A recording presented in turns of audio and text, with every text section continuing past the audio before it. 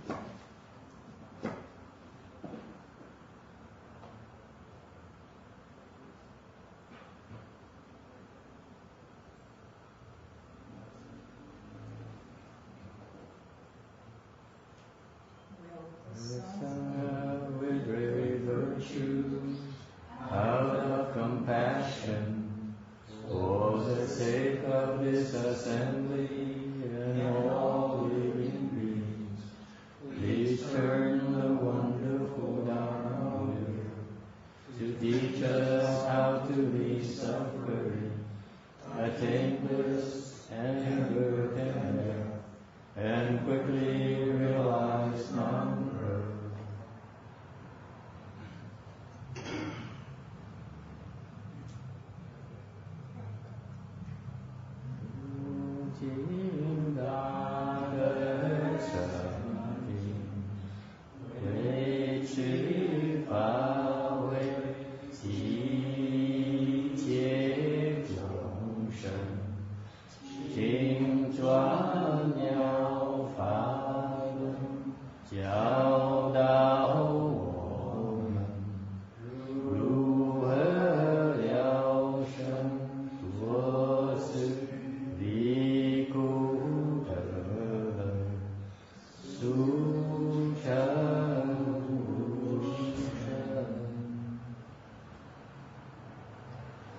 Namo Saranto Suche Doye, Ola Hori Samyang Samputosye.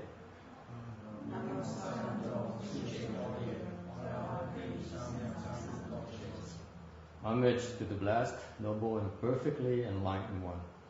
Homage to the blessed, noble, and perfectly enlightened one. Namo Takda Kato Yada Yara Arade Tamil Tambo Datwa.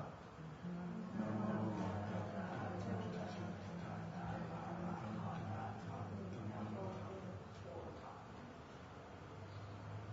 Buddhas and Bodhisattvas, Earth Store Bodhisattva, Great Master, Great Xuan Hoa, Venerable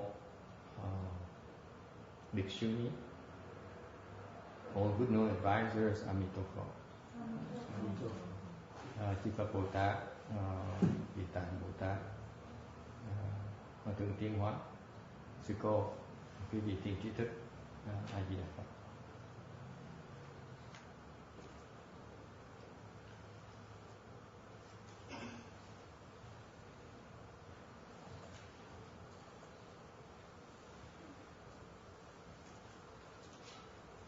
We have some new people here, two people here.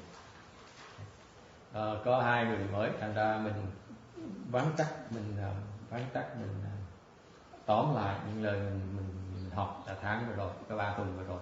So we can briefly summarize for these new people what we learned the last few weeks. This sutra, so far the Buddha is speaking the sutra, the Earth Source Bodhisattvas Past Vow Sutra. He manifests his spiritual powers, emitting all kinds of light, okay, to draw people in the 9 Dharma realms to come over, and he uses sounds to preach to them. Thì Phật giảng kinh này thì ngài bắt đầu bằng cách dùng thần thông phát quang 10 cái loại quang khác nhau để mà thu hút những cái chúng sanh từ cái 9 cái cõi khác nhau để tới ngày pháp. Tới ngày pháp á, thì ngài mới dùng những âm thanh khác nhau để giảng pháp cho họ. Thế là great spiritual powers. Thấy thần thông lợi dễ sợ không?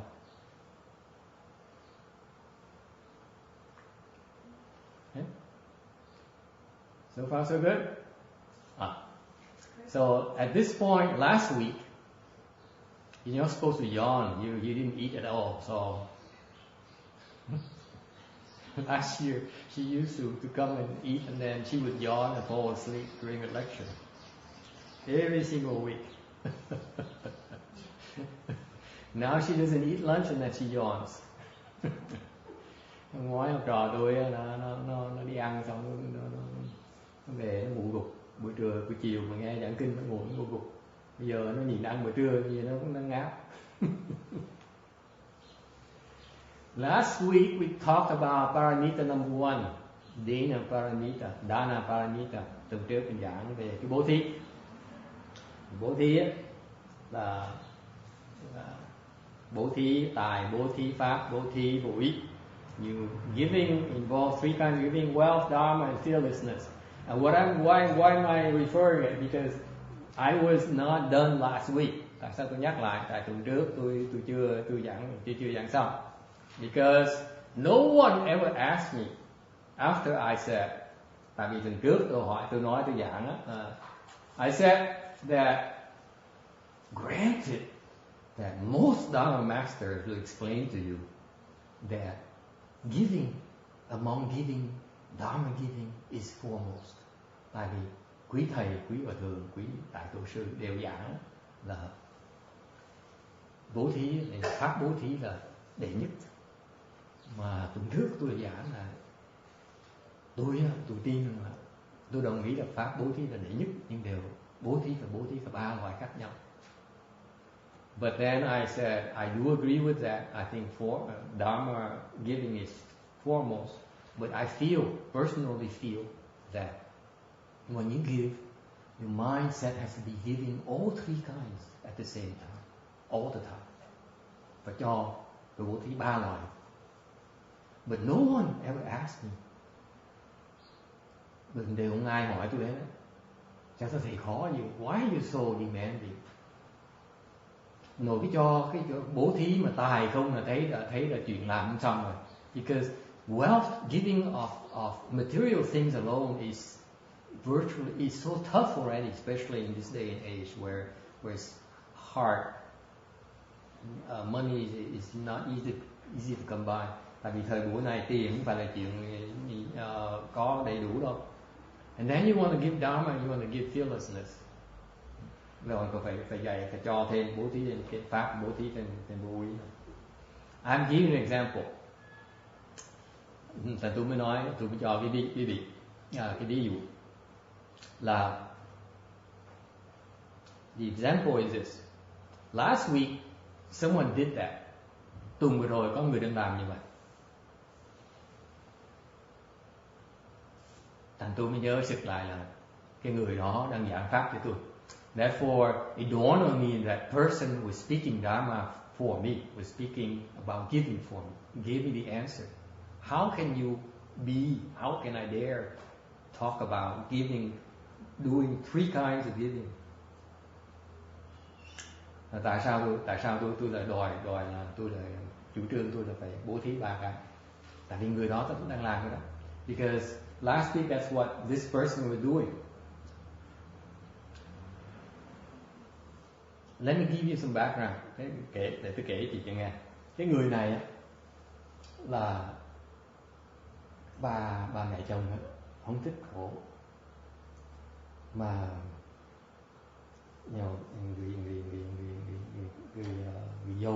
người dâu là lấy cái người con út của bà, thành bà không thích. Thành có sự căng thẳng giữa mẹ chồng với người con dâu. Thành ra cái chuyện nó khó giải quyết vậy sợ.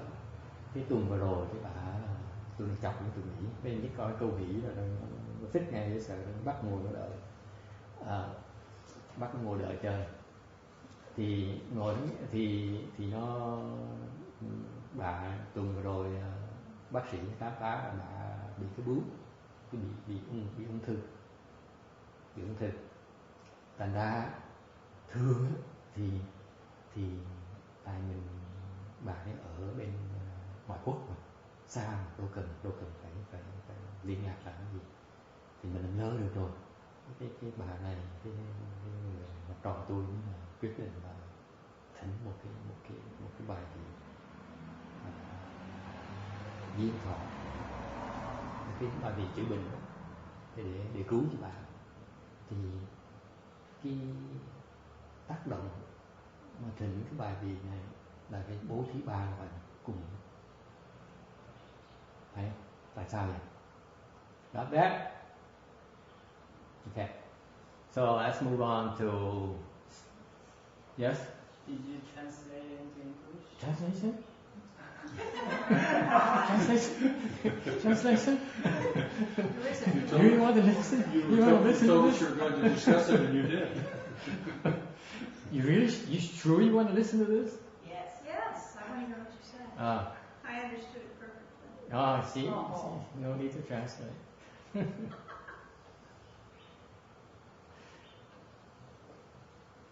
What happened is that the background is my disciple, her mother-in-law and her do not get along very well.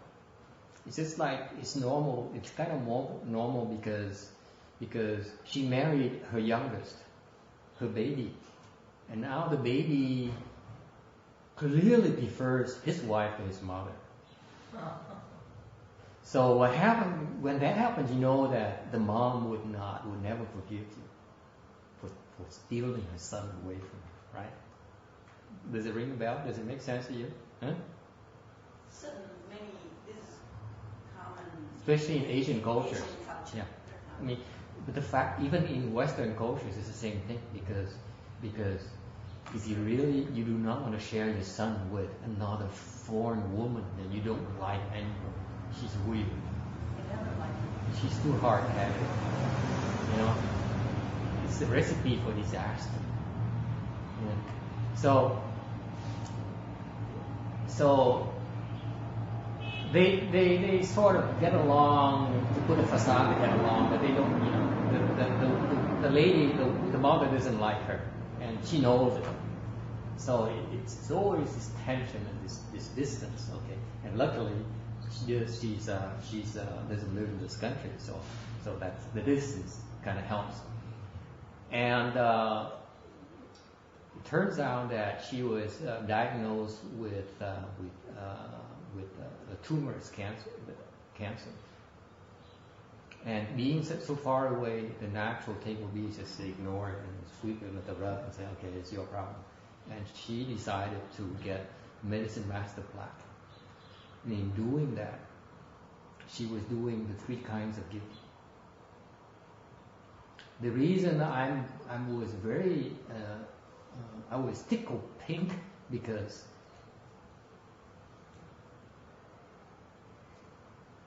she did more than I expected. Lý do mà tôi thích thú là tại vì Tùng tôi thích thú vậy sao? Tại vì cái học trò tôi nó rộng đường của tôi tưởng tượng.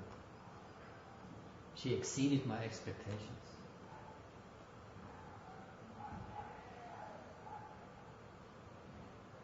Okay, let me explain to you why the 3 kinds of giving. Giving of wealth, she's purchasing a plaque. Okay, in doing that, she's also giving them fearlessness as well. Right? Because they're very fearful right now. Having major surgery is no common, no ordinary nothing ordinary about it, right? So they worry. The husband worries, the mother worries, the son worries. You know, everyone in the family is concerned about would be worried, and the power of the Buddha Dharma, of this particular Dharma, is that it appeases, alleviates the fear in them, invisibly. Cái pháp nó hay ở chỗ là khi mà thỉnh một cái bài vị như vậy á, là vừa bố thí tài, đúng chưa? Cái này tại vì cái này là cúng dường cho tam bảo.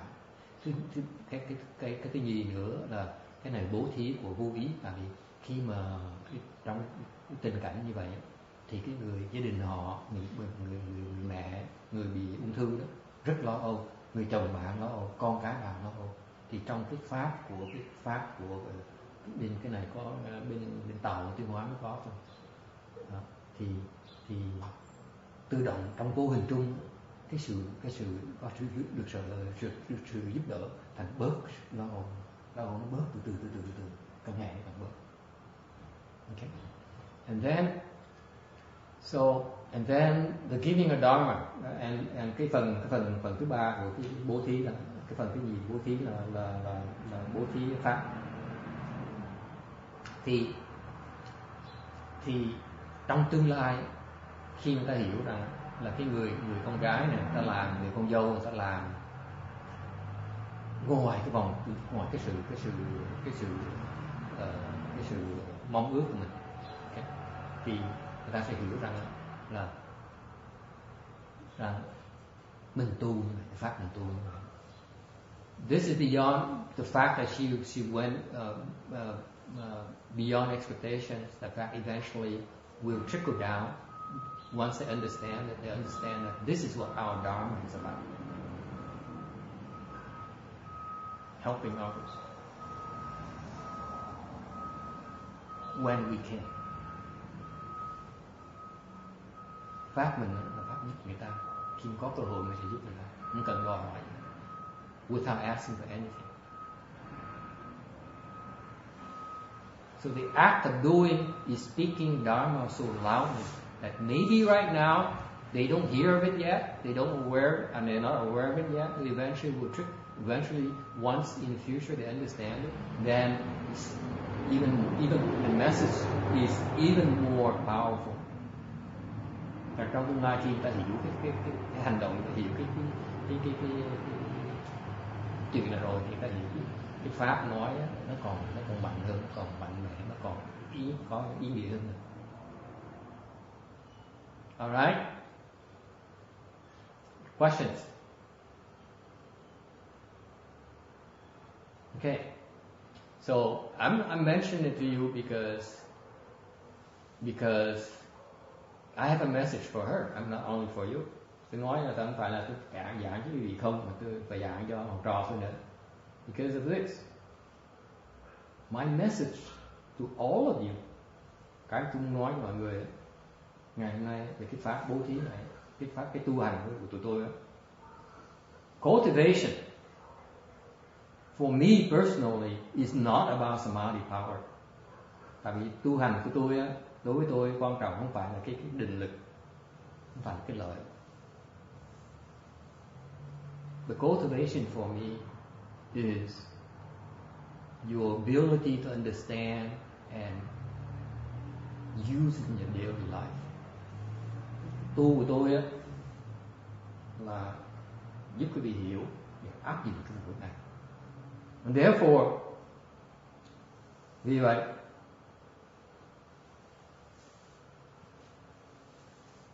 you don't understand my dharma. Quý vị không hiểu pháp tôi. Nó có nhiều cái trình độ khác nhau. There's many levels in my dharma and you're able to understand. If you think you understand my dharma, let me use this example to explain to you. Tại vì quý vị nghĩ là hiểu được cái pháp tôi, hiểu pháp tôi rồi thì nó có nhiều trình độ khác nhau. Nếu như mà if the next level, see, cái trình độ người ta hiểu được làm cái hành động như vậy là ta hiểu được cái phần này của pháp rồi. She understand my dharma to a certain level. What's the next level? Trình độ thứ nhì là gì? Trình độ thứ nhì á là she has to treat her mother-in-law the same way as she treats her own mother. Trình độ thứ nhì là phải đối xử với người mẹ chồng mình giống như mình đối xử với người mẹ mình, cô cái bà mà thương mẹ như thế, là sẵn sàng hy sinh cuộc đời, cuộc sống, cái mạng của bà cho mẹ bà, gia đình bà. That's the next level. If you understand my dharma to the point where you can treat your own mother the same way as you treat your own mother-in-law the same way you treat your own mother, then you understand my dharma at a deeper level. Nếu đối xử với người mẹ chồng của mình giống như đối xử với người mẹ của mình, là cái người này hiểu pháp tôi trình độ cao hơn một tí nữa. Okay? And what's the next level? Trình độ khác là cái gì? Next higher level is what? Is that she can treat her mother-in-law the same way she treats her own mother, even if her husband divorces her, because they know to go for younger people. Trình độ khác nữa là tại cái gia đình này có vẻ họ có người đã bỏ vợ chồng để lấy người khác trẻ hơn rồi. Trong tương lai nếu mà vợ chồng mà bỏ đi nữa, bà cũng đối xử với người mẹ chồng cũ này giống đối xử với người mẹ. It's one more level. Còn trình độ khác nữa, there'll be next time. Lần sau mới nói. You have to earn it. Okay? Questions? Yes. Did you translate the level that you were talking about? Yes. Into English or Vietnamese? English. Did I translate it? Didn't I? Mm-hmm. Yes, you did. See? Slayer would not let me off the hook that easily. She's representing your interests. Okay. Question? Yeah. Does this apply to all kinds of plaques that we?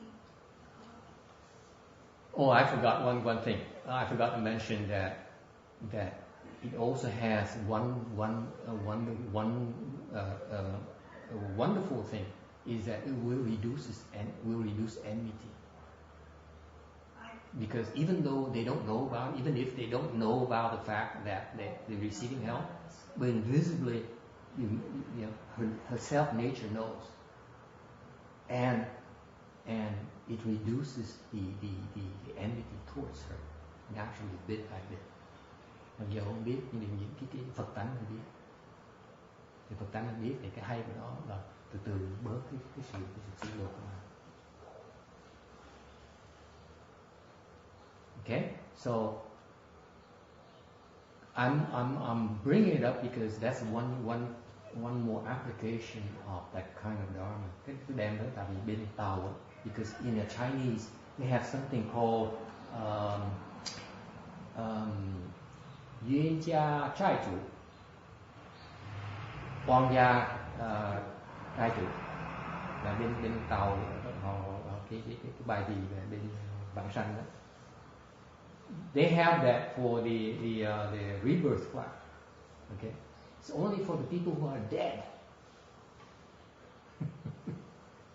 Okay, có những người chết thôi, người sống sao giúp họ bây giờ? Cái này là họ không dạy. Bên Tàu họ có cái pháp là cái bài gì duyên thọ đó thì giúp người sống. Alright.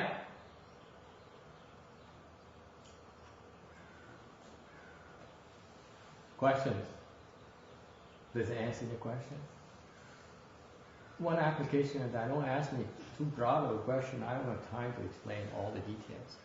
I only have time to explain when the conditions arise for me to illustrate why such particular dharma is applicable for that situation. Okay?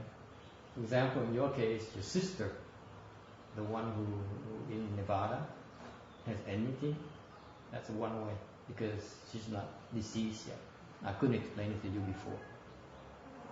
You see, so now it's a condition for me to explain it to you. As one potential application. It doesn't have to be that.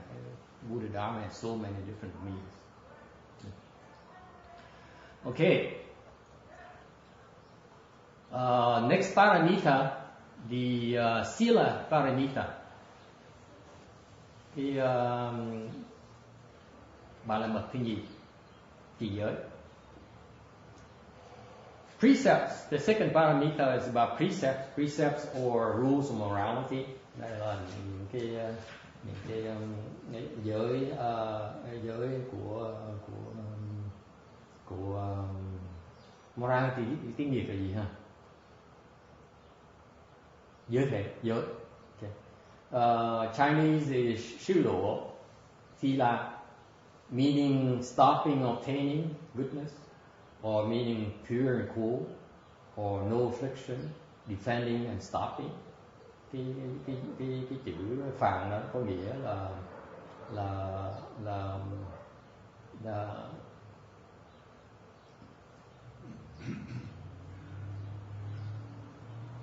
ngưng và chặn lại cái ác và đắc được cái thiện, hoặc là thanh lương, hoặc là nhiệt não, hoặc là phòng cấm. Okay. This is a very, very to me one of the most wonderful Buddhist dharmas there is. Đối với tôi là cái pháp giới này là một cái pháp mà ít người hiểu nhất, mà chỉ những cái pháp mà hay nhất tôi thấy. Because basically, if you are able to do no evil and do all good, then you got it made. Và nếu như mình tới được vào cái cảnh giới là chư ác mạt tác, chúng thiện phùng hành, thì mình đã đắc đạo rồi. Hoặc người đắc đạo từ đầu ra làm như vậy. Or conversely speaking, if you understand, you made it, that's what you do. Okay. And the morality, the precepts are the means for us to purify ourselves, and in purifying ourselves, we can certify to Buddhahood. Tại vì nếu như cái pháp trì giới là cái phương pháp mà căn bản để cho giữ cái ba cái nghiệp thanh tịnh, giữ ba nghiệp thanh tịnh thì mình sẽ đạt được Phật pháp, đạt được Phật quả. Questions? Yes. You say hot affliction. Is there an opposite, like cool affliction?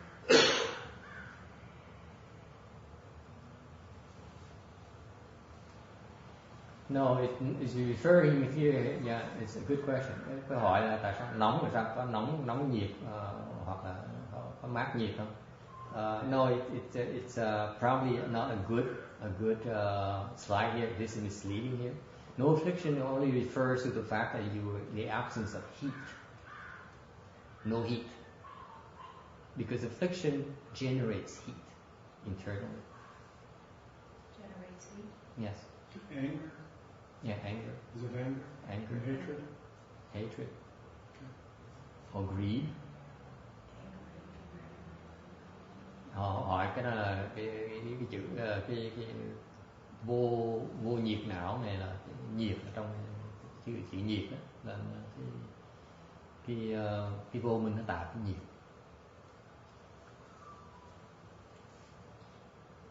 Anything else?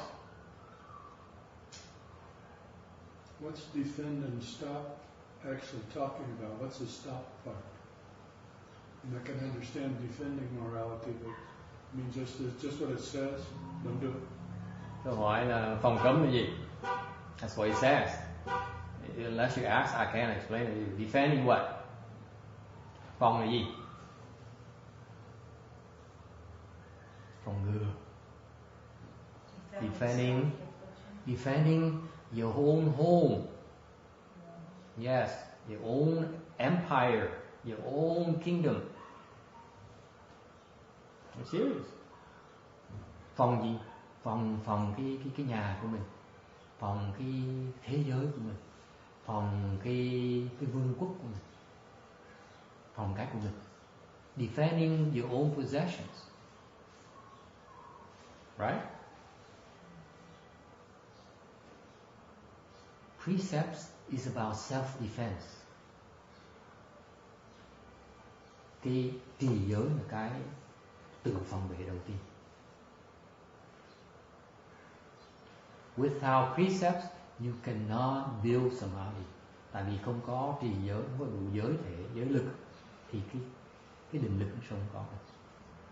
Thành ra người ta nghĩ tu định lực, tu trật rồi. Tu đầu tiên là tu giới. That's why when we cultivate, nowadays they teach you about chant, they teach you about meditation, they teach you about tantras, dạy mấy cái thần chú. All those, the samadhi power built from those are built on a precept foundation. Những cái đó, những cái lực đó đều nương tựa trên cái giới căn thể, giới căn bản. Tại cái căn bản của giới mà nó trật thì những cái lực trên kia đều trật hết. Because if your foundation of all those samadhi powers is wrong, is erroneous, is made up of the wrong components, the top level is also erroneous, is also evil. And that's what Josefa has been trying to tell Josefa for the last 4 years, last 3 years.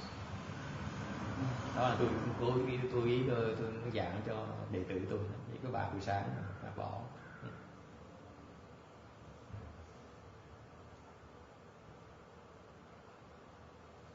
Doesn't mean like harsh. You have actually much coarser level than that, but boils down to that. Okay, so that's defending. Đó là cái phòng.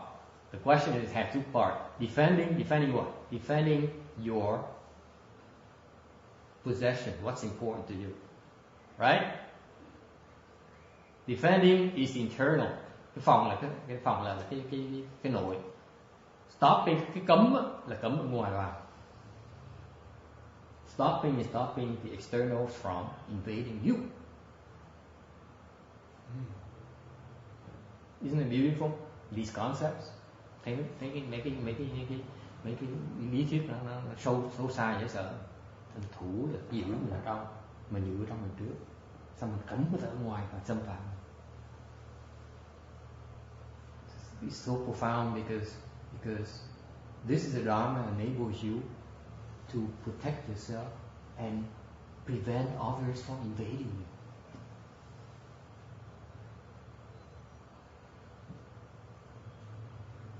Very lowest level there is. See, we are so attracted to the mantras and the spiritual powers, all those beautiful things, those visible things, those exotic things, and we forget about the foundation. before you can even manipulate or utilize all the skills you have, the mantras and Buddha recitation. Okay, the fundamental thing is that you still should first be able to defend yourself and stopping others from usurping your domain.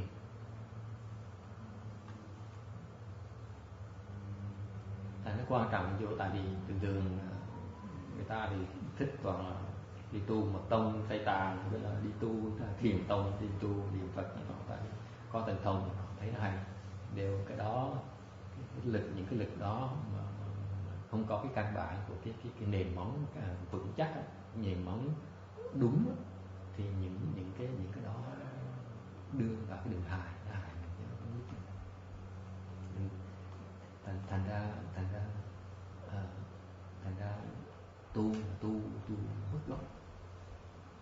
And that's why nowadays when people go today, they neglect their own foundations. See, when I teach you the same thing, because you don't want it, I'm not going to explain it to you. Tại vì quý vị đâu có thích tu trì giới, đâu tu giảng trì giới làm gì. You get what you ask for, you get what you want. So for us, thành ra quý vị mà thích gì thì tôi dạy nên thôi, chứ còn tại vì quý vị không hỏi tôi dạy làm gì. You don't ask for it, I can't teach you. I won't teach you. But this is why this day and age is very difficult to practice, to cultivate. Thời buổi mà pháp quên cái căn bản, mất cái căn bản. Okay? What can be more fundamental than being able to be your own master? Cái gì quan trọng hơn là mình là tự chủ? Cái tự chủ đó từ cái giới. And self-mastery comes from precepts.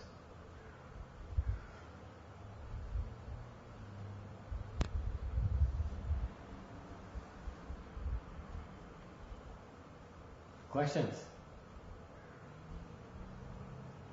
I'm only explaining to you 1,000th of 1%. Tôi giảng gì có 1/1000 của 1%. Why is that? No one wants to know. I rest my case. Đâu ai muốn biết đâu. Đâu ai hỏi đâu. One question, two questions. And so far I touched 1,000th of 1%. Tôi giảng tại người ta hỏi 2 câu hỏi mới đủ có tí xíu à. See? Moving on. One quick more question. Yes. You said you are defending your possessions, your material possessions. We are not material possession. You're defending whatever you deem precious to you. Whatever it is to just you. Internal or external as well? Because you just described that as being everything. It's precious to the person. I'm asking the question because we're supposed to be going in the direction of. Câu hỏi. That's a good question. That's a good question. That's a good question. Câu hỏi là mình phòng ngừa cái gì? Phòng ngừa những cái của cải, những cái đồ vật chất của mình cái gì? Tôi trả lời là phòng ngừa những gì nó quan trọng với mình.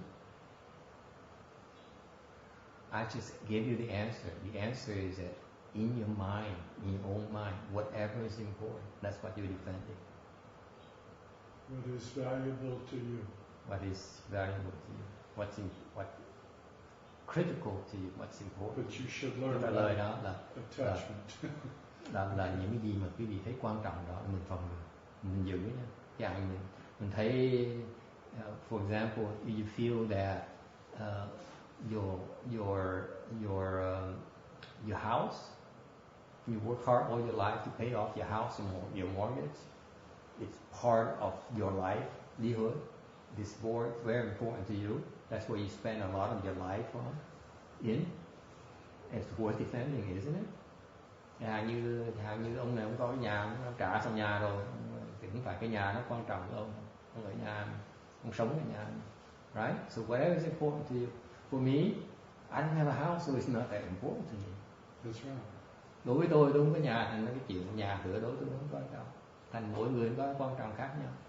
Whatever is important to you, that's what you might want to defend it. Alright? But having attachments to the types of things that you just talked about is an affliction, and that's number 3. Don't have them. And let go. Then let go. Yeah. Oh, okay. That no longer becomes important to you. Right. Câu hỏi là nếu như vậy thì có những cái chấp trước như vậy thì cũng phải đó là cái phiền não sao? Nếu thấy được phiền não thì bỏ nó đi, thế đâu còn phiền não nữa. Isn't it beautiful right there? Yes. Cái pháp là hay không? Mình thấy phiền não nó mà còn chấp trước thì thả chấp trước nó hết phiền não, và mình không cần đi mình phòng ngừa gì hết. Now you have one few thing to defend.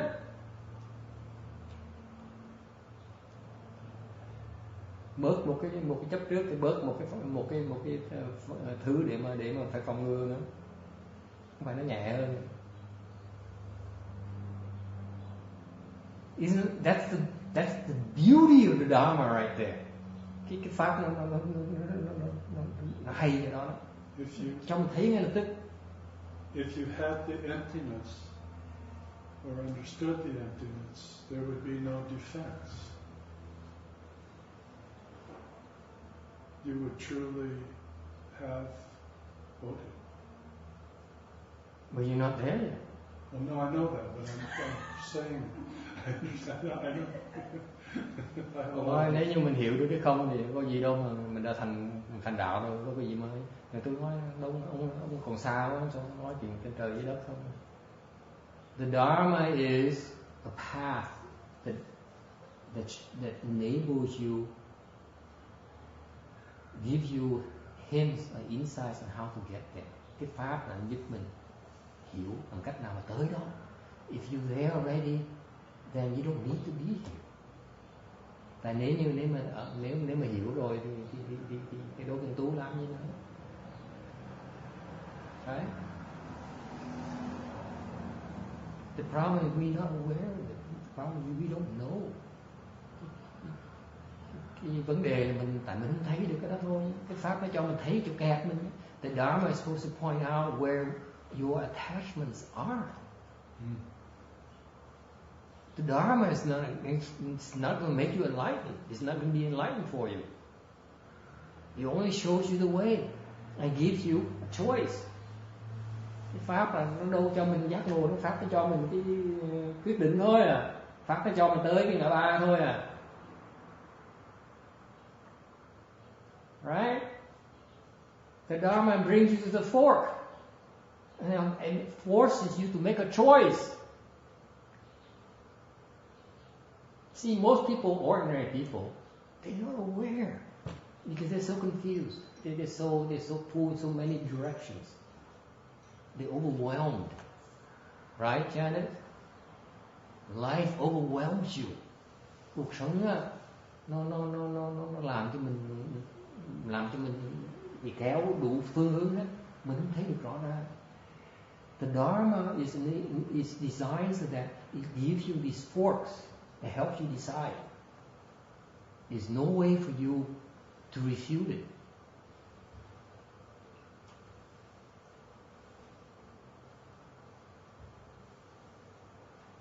That's why we cultivate, we build our Kung Fu so that we maintain a clarity of mind so that we choose the right fork every single time we face with a decision. Bởi mình tu, mình luyện, mình chú trọng cho cái định lực, mình để cái trí óc mình nó sáng suốt, nó rõ ràng. Tại vì mỗi lần mình tới, mình gặp những cái ngã ba đó, mình chọn đúng đường. Because if you choose a wrong fork, you have to start over again. Tại nếu chọn trật thì phải bắt đầu lại. No one's going to imprison you, okay? Nothing to worry about, Amy, okay? We're not going to put you in shackles and put you in prison for the next 25 years. And by the time you get out, and no one wants you anymore. It's not like that. Pháp không phải như vậy. Pháp không phải là nếu mình làm trật một cái là mình bị đọa hoài, là mình bị kẹt suốt đời 25 năm được bị tù 25 năm. Cái pháp là giúp mình cho thấy rõ là mình thấy mình có đủ cái sáng suốt mình chọn không, chọn đúng thì mình tiếp tục mình đi tiếp, chọn trật thì mình phải đi ngược, đi tới gặp cái đường nó bá nó lại, phải làm lại, đi vòng lại, không chạy đâu được hết. Because if you choose the wrong fork, make the wrong choice, you have to come back and face the test again until you pass. That to me is what cultivating is so fascinating, folks. Bởi vì cái tu nó thích thú vậy đó, tại mình có nhiều cơ hội lắm, có gì phải lo hết. Mình chỉ lo là mình có cuộc sống quá thôi. The only thing you have to worry about is to quit premature. Because the test is there for you. The Dharma will keep on pointing out to you, bring you to those forks, and you have to face them. And every time you make the right choice, you progress.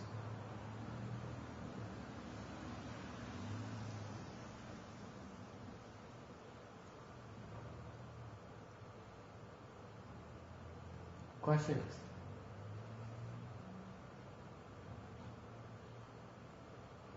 No?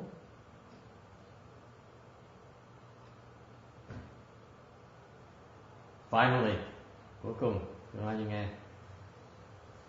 The higher you progress, càng tu càng cao lên, để càng thấy cái quan trọng của cái trì giới này. The more you understand the importance of precepts.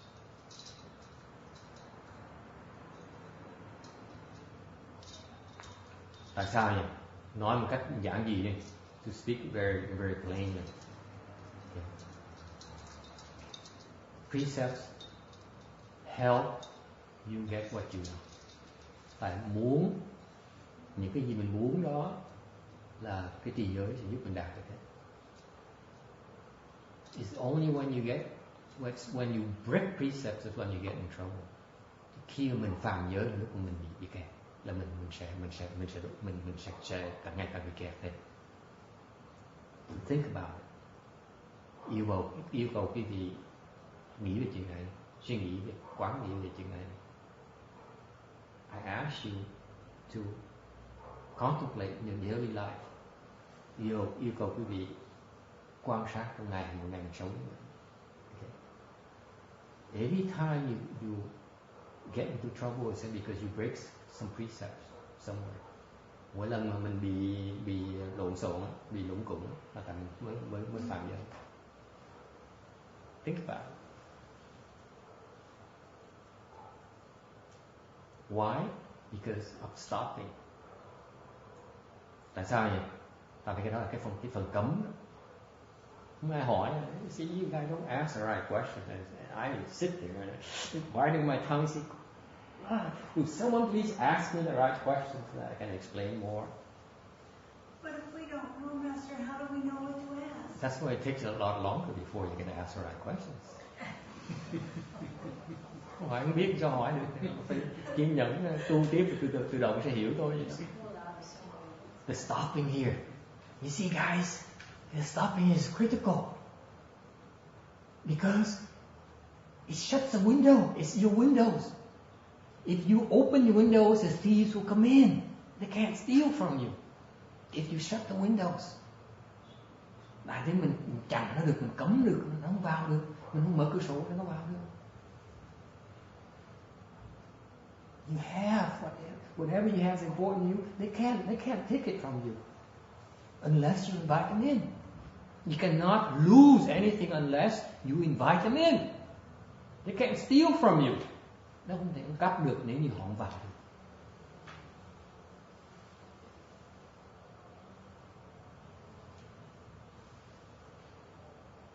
Isn't it fascinating? See, it's so counter to the worldly belief. Cái đó nó ngược lại cái hiểu biết của thế gian. Give an example. Ví dụ, in this day and age, the young people have sexual relationship. Cái sự ái dục của người thế gian bây giờ, chẳng như bên xứ này bây giờ coi bên ngũ giới mình á, in the 5 precepts there's something called deviant sex. Ngũ giới mình có gọi là cái tà dâm, là không có lộn xộn với người không phải là vợ chồng mình. So you do not have sexual relationship outside of marriage. Okay. If you ask with worldly knowledge, everyone else is doing it. You don't do it. He or she's going to do it with someone else, right? Tại vì người ta nói là thời thế gian này, thời buổi này, văn minh này, nếu mà không cho ta sự thỏa mãn, nó kiếm chỗ khác thôi gì đó.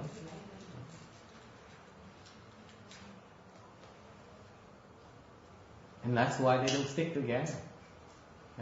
Tôi trả lời là tại vì như vậy, trước sau người ta cũng giải tán, người ta ngồi chung với nhau.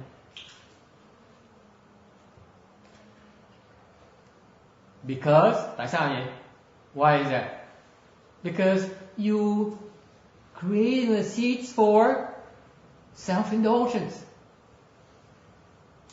Tại quý vị đang tạo trồng cái nhân duyên cho tự thỏa mãn đó. What makes you think after you get married that's gonna stop? Tại quý vị, nếu quý vị nghĩ là sau mình lập gia đình rồi mình sẽ ngừng cái chuyện lăng nhăng nữa. Bây giờ mình trồng cái nhân duyên nhân dân. Right now you plant the seeds for self-indulgence.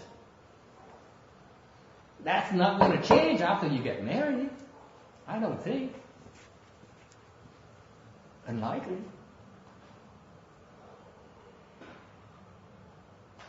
No? Yes? Am I offending anyone here? It's the truth. So, tôi làm mất lòng ai không? So, the point is that if you observe the precepts right now, tại nếu như vì quý vị không có tà dâm bây giờ, thì what happens? You lose the 99% of the people you are supposed to be good people who will be stick with you in the end. Tại chẳng hạn mất bao nhiêu người đó mà trước sau mà lập gia đình nó sẽ bỏ mình đi, right, Janice? You know, like eventually, if your husband continue to self-indulge in sometime in the future, he's going to go for a younger woman. Or if you would self-indulge in the future, you go for a younger man. You know, the guy will lose his hair and become fat, and the flesh is flabby, has no more six-packs, nothing whatever attracts you right now. They're going to lose it. Okay? And at the same time, you still have the seed for self-indulgence. These needs have to be satisfied. Right? Chances are that you will have an affair. Ooh, gets personal. Yes. What?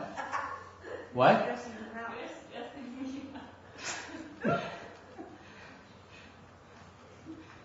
Tôi mới nói là tại vì nếu chẳng hạn mình mất cái bây giờ, còn nếu không mình lập gia đình rồi mình trồng cái nhân duyên họ đó, họ phải tự thỏa mãn đó. Trong tương lai họ sẽ bỏ mình đi. Tôi chọc đệ tử tôi nói chồng mày trong tương lai là nó nhìn nó bỏ mày, nó kiếm một vợ bé là nó trẻ hơn, nó đẹp hơn, nó thon hơn. Nó mày vừa già vừa xấu, vừa tóc bạc rồi. Hoặc ngược lại, nếu mày không lo thì bữa nào mày nhìn chồng mày cũng hói rồi mập thù lù. Mày kiếm trai tơ vui hơn. You see, so you're creating all these conditions for you to get in trouble in the future. Right? Isn't that No. our economy? What? Isn't that in our economy? Không phải chuyện tự nhiên nữa. But you see, if you find a person who can respect your deviant sex precept, nếu kiếm một người mà tôn trọng cái giới tà dâm của mình, okay, that person can control his self-indulgence. Cái người đó có thể tự chủ được. Chances are that the person will not leave you, will stick with you. Through thick or thin, through sickness, through health, through poorer or through richer.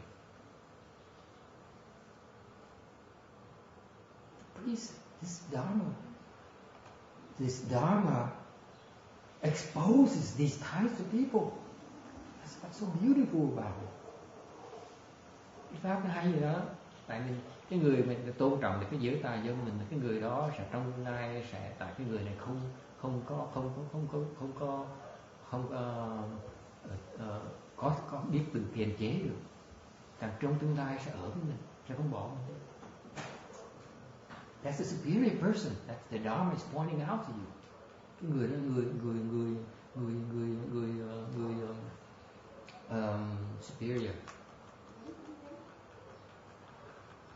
người quý,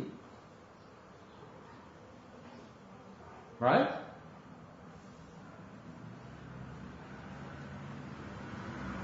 Silence. It upsets people. See, it stresses people out. It upsets people. Giảng pháp này hôm nay thích là tại vì nghe là mọi người nói là đệ tử tôi nói là tôi nghe tôi run, tôi sợ, tôi lo quá.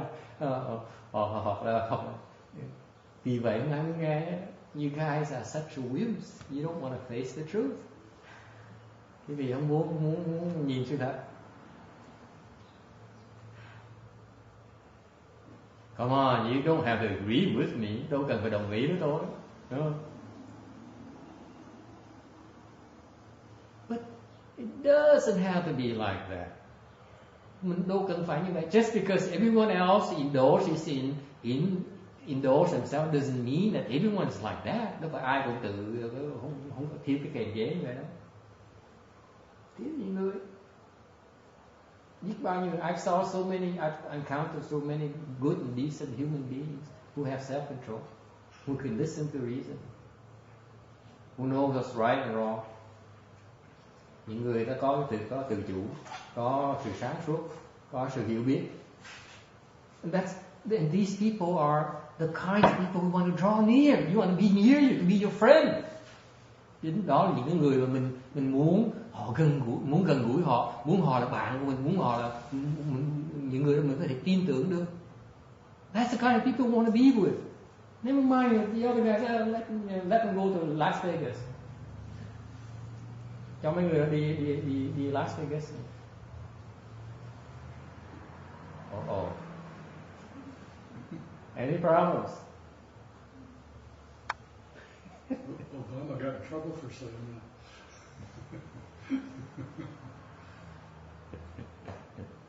Won't be the first time for me. All right. To me, see, you guys don't appreciate it. See, my disciple gets stressed out. Mấy người không thích cái pháp, tôi thích, tôi mê pháp. I love this Dharma because I don't have to do a thing. Tôi thích cái pháp này tại vì tôi không cần làm gì hết á. I do not have to do a damn thing. It's them who are reacting to this. You guys are weird. You're so weird. See, they are one who are rejecting me. Tôi thích cái này tại vì mình không có tác động gì hết á. Mình ngồi im thôi. Người ta là người ta chủ động đó. Cái ông này điên, cái bà này điên là tại sao? Thời buổi này mà còn lo cái chuyện không có tà giống. Come on. Grow up. See, they are taking all the initiative. Say, rejecting you, saying you are so old-fashioned, you are so stupid, you're not worth it. So you don't have to reject them. Mình không xua đuổi người ta đâu. Chính người ta xua đuổi mình. Chính người ta coi thường mình im thôi. They what? They're not coming in. Không vào. Tại họ bỏ mình, họ chê mình. See the beauty of the Dharma right there? You do nothing. It's they who are making all the wrong moves.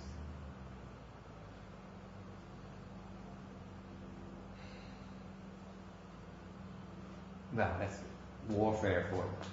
I have some interest in the past.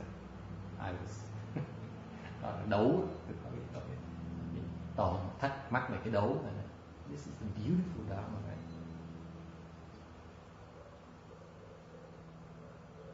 Questions? Thắc mắc. Yes. Are you still stressed out, huh, Janice? Yeah, I'm stressed out for a while. For a while, yeah.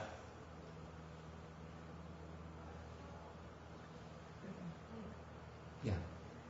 Thưa thầy, như trong cuộc sống thì đồng ý mình tu, mình cũng phải đối diện với mọi hoàn cảnh á. Mà khi mọi việc nó đến á, thì thường nó hay làm cho mình phiền não, làm sao mình xót hơn. She says in daily life she has a thing coming at her and making her afflicted. So what do I do? Help her. Anyone? Ai biết không? Có ý kiến gì không? What happens when you get afflicted? Go to your center.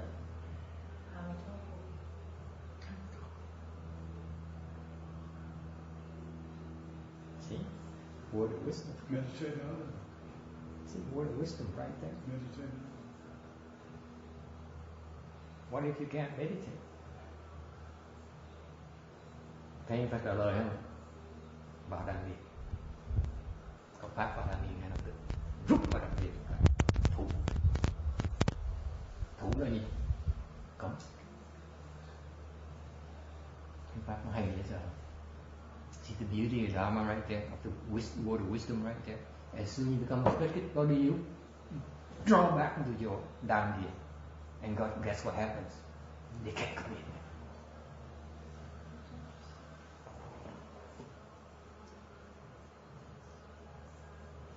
Don't tell me I didn't teach you about precepts. I've been teaching you about precepts all these years. You see, họ tưởng tôi cũng dạy pháp, tưởng tôi cũng dạy giới. Mấy năm tôi dạy còn giới không? Đây nè, giới đang đi. The precept of your darn dear.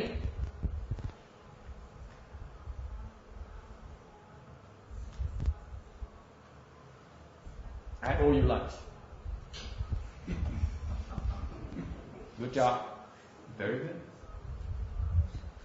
It's the most fundamental thing I've been teaching you the last few years. Come back in.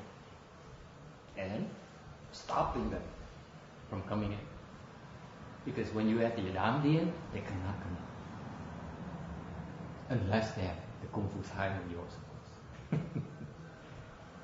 Vì nếu mà ở trong Đan Điền thì ta vào không được. Trừ khi là ta trình độ ta cao hơn mình. Khi mà ta cao hơn mình thì ráng chịu. If they're higher, the Kung Fu is higher than you, tough luck. You have, that's your retribution. Cái đó là tại vì cái nghiệp của mình phải trả, kết quả phải trả. And therefore, because if the Kung Fu is higher than yours, they can come in. You know, they can overcome your samadhi power. You can overcome your defense systems. That's your retribution. That's what you have to pay the price yet. So what do? See you guys get so lost. So vì mình làm gì bây giờ? I also taught you already. Tôi dạy rồi luôn nữa. What do? Bây giờ mình biết á, so you pull back your Dhamma thinking you can have the best defense to the world, right? And guess what? They can still come in. What do? I taught you already too. Tôi dạy luôn rồi. Làm gì bây giờ? What do? See, this is next level of idea. That's why I'm so tickled pink. I need to teach you this. You've been doing it and yet you don't understand. I've been forcing you to do that for the last 2 years. What do? Tôi dạy bà này 2 năm rồi, mà dạy cái này chưa xong. Bây giờ mới tới cơ hội mới dạy bà được. You endure it. You take it. Endure it. You take it and then you learn from it. Endure it. Take it, because whatever it is, the storm will blow over. It's not forever. Tại vì cái pháp gì? Pháp ngôn chỉ trọng. Tại vì nó nói chừng nào tự động mỏi miệng phải đừng nói. Nó nghe nhạc hay từ nghe lúc nó chán rồi nó phải tắt cái máy radio rồi. mình an định bất động. That's a superior Dharma. Because tại vì trước sau nó phải mình thủ cái người mình để mình không bị phiền não, mình giữ trong người mình thôi. Còn cái chuyện xảy ra là đáng chịu, nó thổi con ba bão tố chỉ bên ngoài, mình giữ ở trong. So what happens is that you bear it, and that builds your samadhi power and will enable you to endure it even easier. See, for example, you complain about the leg pains and so on, and I help you, and then they say, it still hurts. Of course it still hurts. Bear some more. It still hurts. I help you and then it hurts again. Bear some more. So I've been counting you the last 2 years. So bịt ở này hai lần. Lại đau, bị phòng thấp đau, gỡ nó xong. Bước đau, xong buồn đau nữa. Chịu khó tí nữa, gỡ xong. Đau nữa, chịu khó thêm tí. See? I've been training you to bear it. Now you can bear it, right? It's no longer bothers you. Right? No, it goes somewhere else. Huh? It goes somewhere else. Well, of course, that's because that's another reason. I don't know. That I have yet to explain to you. You see, it's more, my dear. Cultivation is not that straightforward. I can explain to you one part of the mosaic at a time, one piece of the puzzle at a time. If I explain the whole thing to you, there isn't enough time. Cái giảng từ từ á, và nói là bây giờ chỗ nó hết đau, không hết đau, bây giờ nó đau chỗ khác, không phải đau chỗ khác. And that is what? That is your good fortune. Đau chỗ khác, nó đau chỗ khác là tại cái bà là phước lớn đó. You know what it means? Biết cái nghĩa là gì ha? You know why? Why do I claim it's a good thing? It's a good thing because you overcome all those. You are in control of that territory already, I promise you. Now you're conquering new ones. You are regaining control of your life, of your body. Anh nói bà là tại vì bà đã chinh phục được cái phần đó rồi, thành nó không thể nào nó phiền não. Bây giờ đánh trận khác, đang xâm lăng đất khác, bà có tự chủ hơn cuộc đời, cái thân thể bà.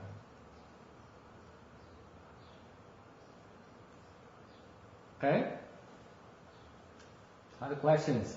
Isn't our interpretation of an affliction just a turbidite anyway? And therefore, if seen like that, it should pass, even though it's a karmic affliction. You're trying to understand too much. You're making the same mistake as Danny has been making the last few months. Ông hỏi cái ông hỏi lui rồi tới là tôi trả lời thẳng tắt. Tại ông hỏi ông cũng óc cũng chưa sáng, là ông hỏi bày đó bạn. Đại khái tôi nói là ông suy nghĩ hơi nhiều. You try, đang cố gắng hiểu, cố gắng quá, thành ra đang vọng tưởng. You try to understand too much. Motivation. I want prajna, I want wisdom. Now, you see, prajna doesn't exist. Ông hỏi gì đến bát nhã, tôi nói bát nhã không có gì hết. Prajna is nothing. It's nothing to understand. Không có gì để mà hiểu về bát nhã hết đó. Bát nhã is a state. Bát nhã là một cái cảnh giới, trong đó không có gì để mà hiểu hết. If you have prajna, then you have no more need to understand. But won't that be the last thing I know about it? There is no knowing. Well, no, but I know. But getting to the point that you just described will be the last thing I know about it. No, It'll go away. not at all. You're not going to get it. You get prajna by getting rid of the I that wants to.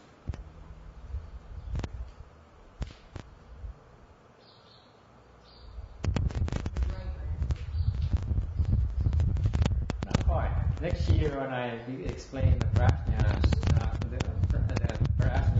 Vajra Sutra, I explain more about it. I don't want to go too much because right now, even the stopping and precepts and that is getting you so confused already. Có ai đưa cái giảng về Bát Nhã, giảng kinh Kim Cang, thì giảng về cái Bát Nhã như thế này nói, this is not untrue, but you simplify it too much. And this is very common. This because it's not that. Clearly translated to English yet. Tại vì là đọc là đệ tử tiêu hóa 20 năm rồi, kinh nghiên cứu tiêu hóa kỹ lắm. Thành tôi nói là cái lý do ông tu giảng về cái Bát Nhã bây giờ là vì ông đọc thì ông nói Bát Nhã nó đúng, như để cái mô tả của Bát Nhã nó chưa chính xác lắm. Tại vì tụi mình phiên dịch từ bên Tàu qua tiếng Anh nó chưa dịch cái này, hoặc nó chưa hiểu. I'm not sure whether they haven't translated that yet, or because they don't understand it yet. I'm not sure, but it's very obscure. This is very specialized explanation, a little bit more rigorous than Master Shen Hua explained. That's why it's not available to you yet. Tại vì ông Tiêu Hóa ông chưa giảng cái này nữa, thành ra ông này cũng chưa hiểu. This is why he forced me to go and learn Chinese, not to speak, just to read, because it's not available in English yet.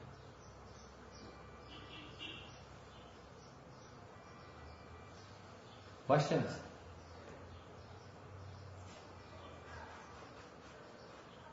Okay. Next one. Cái Shanti, nhẫn nhục, ba mật thứ ba, sảng đệ, patience. That's one thing you have to understand. Phải nhớ cái nhẫn nhục là gì? You need a long time. This is a dharma that you need to take the time. Cái pháp này mình cần nhiều thì giờ. Đừng nghĩ là tôi pháp bạn nhẫn nhục ba la mật này, pháp nhẫn nhục này là 5 phút là xong rồi. A while ago, before as a precursor to before we started speaking the sutra, I was telling them about the nature of how women learn, how men learn. Women is about 5-minute attention span, okay, and that's why they have no patience.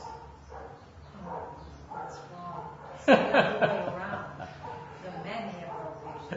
The women do. Chọc họ là bà được có 5 phút thôi.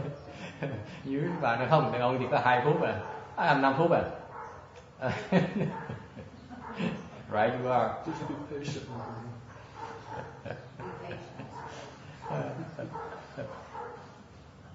This is the kind of thing where the patience paramita is so wonderful because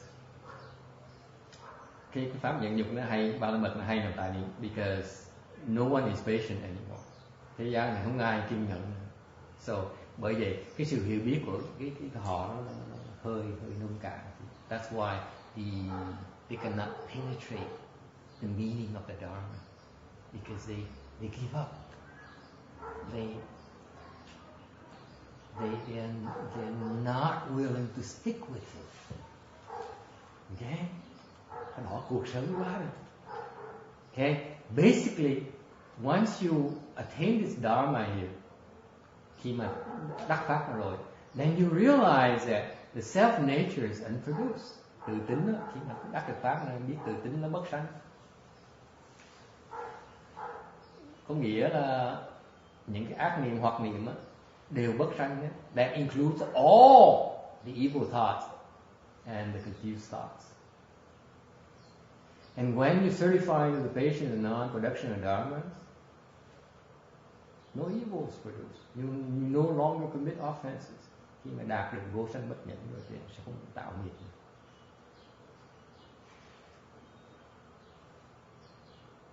Questions? See, this is very, very deep. I don't expect you to understand yet. But we all helping you plant the seeds for you to understand the future because it takes many repetitions. Độ nghe khó hiểu, nghe khoảng chừng vạn lần, about 10,000 times, and then you probably would catch on. It takes time. Didn't I warn you? Huh? Cần thời giờ lắm, phải nghe nhiều lần lắm. Okay. For now, for the sake of entertainment, bây giờ mình nó vui, nó vui chơi. Thì the Bodhisattvas have two kinds of practice. Mấy người Bồ Tát. I say entertainment because who am I to talk about Bodhisattva dharmas? Okay, tôi nói là vui chơi, tại vì tôi đâu biết gì pháp Bồ Tát đâu, mình dám nói. Tại mình dám nói, mình nói trước cái là pháp vui chơi. Okay, so you shouldn't take my instructions seriously, my information seriously. But the Bodhisattvas, they have two kinds of practices. Những người Bồ Tát có hai cái loại pháp khác nhau, họ tu pháp nhẫn khác nhau. Cái sanh pháp nhẫn, they practice the production of patience. Okay, they obtain. That's how they accrue blessings and virtues. Họ tu, những Bồ Tát khi mà họ tu cái sanh nhẫn á, thì họ tích tụ được những cái phước. Agree with that? And then on the other hand, when they practice the non-production of patience, they obtain wisdom. Khi mà họ tu cái vô sinh nhẫn á, thì họ đạt được trí huệ. Vì hai bên nó đều hết thì họ thành Phật.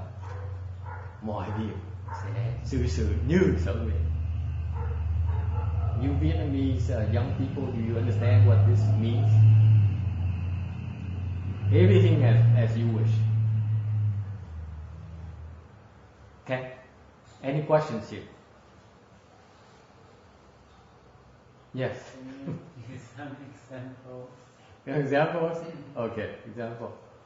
The Bodhisattvas.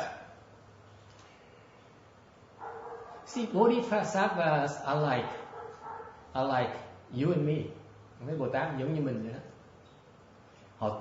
They understand that for them to continue to progress, họ biết rằng một khi họ muốn tiếp tục tiến bộ, it requires a lot of blessings.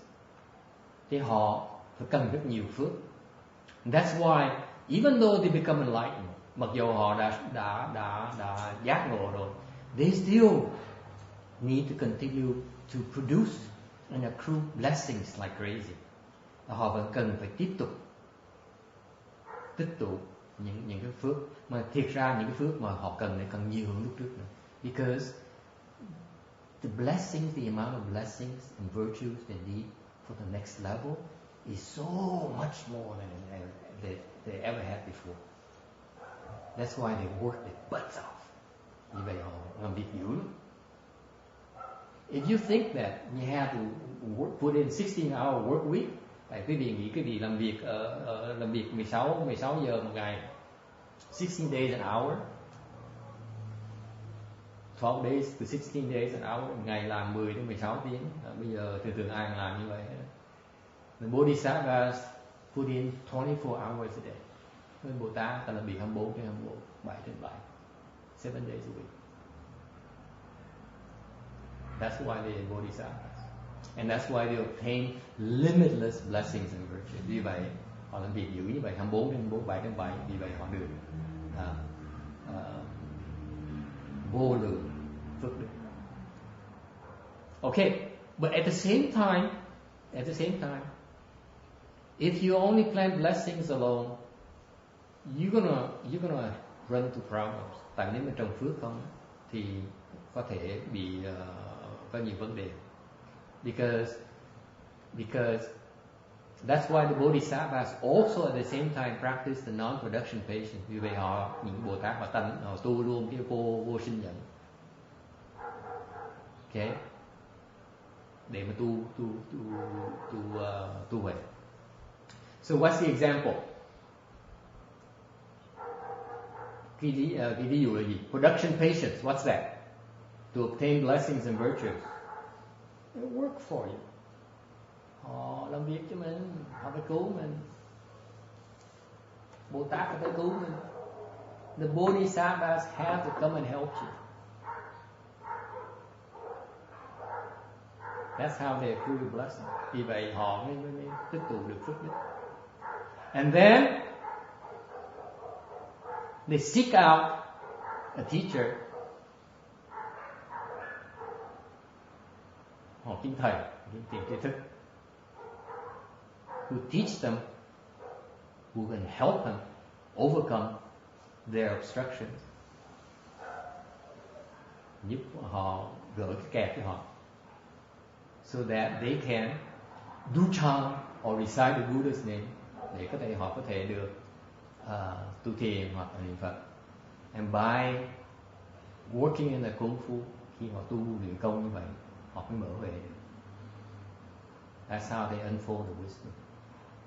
The wisdom that we're referring to, for that kind of wisdom to be unfolded, you need samadhi power. Tại cái huệ mà tôi nói này của Bồ Tát này phải cần định lực mới mở huệ. It's not about reading. It's not about knowing. It's about samadhi power that enables you to understand. Because this kind of wisdom is it. You know, you understand it, or you don't understand it. You do not use your thinking mind. Tại cái huệ này á, mà Bồ Tát này đang luyện này, cái huệ muốn mở này, mở cái huệ này, cái huệ mà mình hiểu mà không hiểu thôi. Chứ không thể dùng cái trí suy nghĩ mình không hiểu. Does it answer your question? So a very long answer to your question, isn't it? But that's a good question, by the way. Good thought. Thank you. See, precisely the point is that the samadhi is cái quan trọng của cái định lực như vậy. I don't mind telling you. I will explain more when we move on to later when I talk about the higher level of samadhi, the formless realm heavens. Tại vì phần sau mình sẽ giảng về những cái cảnh giới đầu tiên, thì cái định lực họ nó sẽ giảng nhiều rõ hơn. Okay? So if later on, if I forget, remind me that I should explain to you why samadhi power enables you to bypass your thinking mind. Tại vì dùng cái định lực giúp mình ngưng lại cái trí suy nghĩ mình. Tới trình độ đó mình cái trí mình không suy nghĩ. When you reach a certain level, your thinking mind ceases to function, and yet you still understand. Yet you still know. So it's called knowing, and yet without knowing. Okay, that's the next. That's one. That's a few more slides. Một vài nữa. Cái bát nhã thứ 6 là I'm skipping ahead to the prajna paramita, where you know and yet not know. Okay, we'll talk about that later. You have to come back for it, not today.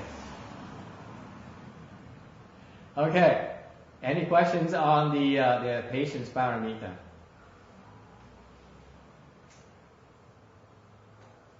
Oh, way over.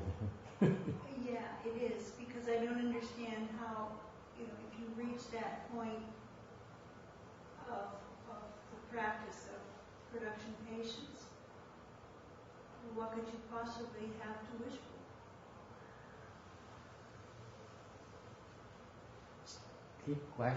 Bà hỏi là cái này hơi khó hiểu tí.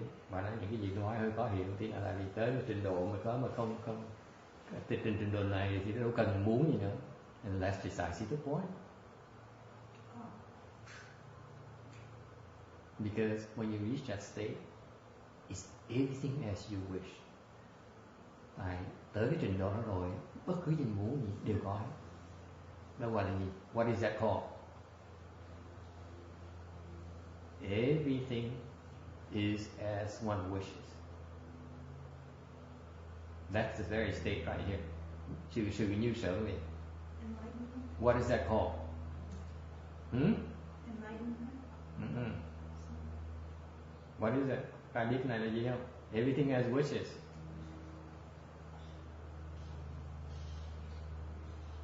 Can you tell us? Spiritual power.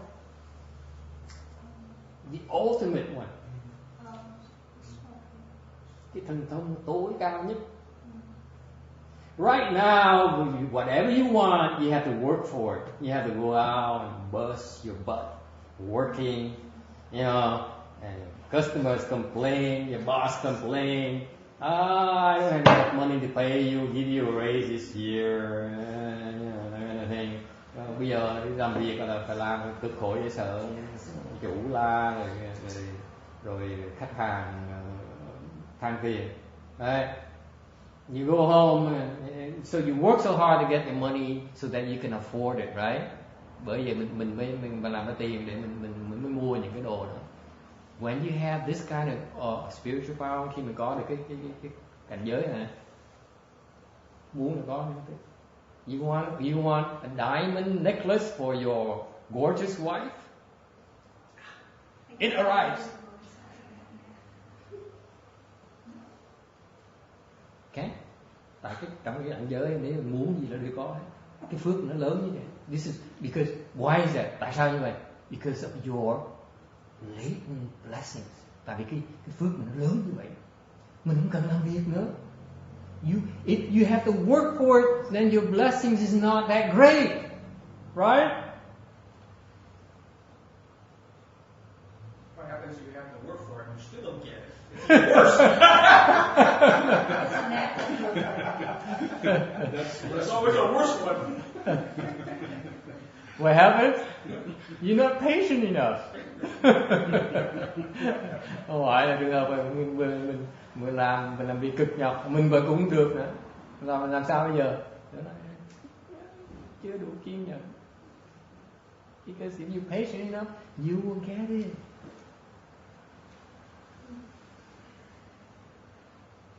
So when you get it, you know you've paid enough. It comes in stages. Nó có từng cái trình độ. When you reach in the heavens, tại vì cái vị if you sinh vào cảnh giới tiên, will be I'm ahead of myself and going ahead of myself here, because trong cảnh giới tiên đó là mình muốn gì đều có hết. Muốn áo là muốn là cái áo nó tới, muốn đồ ăn nó tới. In the heavens, whatever you wish, it arrives. Food arrives when you're hungry. You don't ever need to wash your clothes. That's what your blessings. But that's a small kind. It's a lower form of blessings. This kind of blessings, cái phước, cái đó là phước loại phước thô, phước tầm thường. Any objections? Okay. Không ai làm gì hết. Okay, never mind.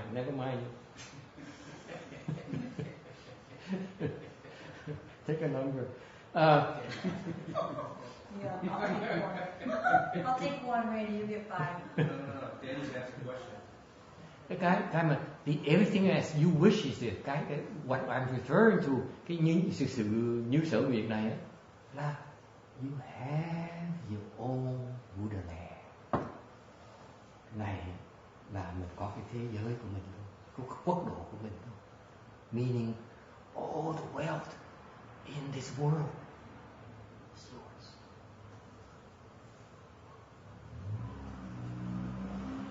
Trong cảnh giới này, những cái mà quý báu nhất trong cái quốc độ này là của mình đấy. Now you get so excited over $10,000. I win the lottery. Hallelujah! Praise the Lord.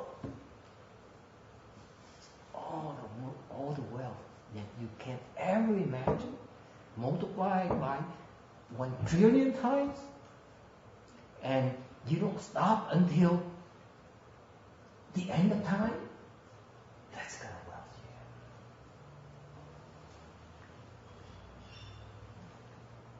So, my question to you, for the sake of entity, bởi vì tôi nói cái phước nó lớn vô cùng tận. Bởi vì tôi nói ngày nay là nói chuyện vui chơi là sao? Ask yourself, are you a small thinker or a big thinker?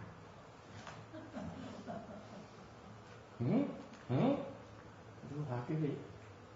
think big. Quý vị, But that's not really fair though, Master, because where we are right now, that looks like a big deal. But if I get to that point, that's not going to be a big deal to me. quý vị theo cái nhỏ hay là muốn cái lớn? Ok, cái bà than phiền này, bà cái nó không bằng tí nào hết. Tại vì đối với tôi ngồi đây nhìn cái đó nó quá lớn. That's a good objection. Ok, cái đó đúng. But I got to get there First. Sao phải temporary? Nó tạm thời thôi.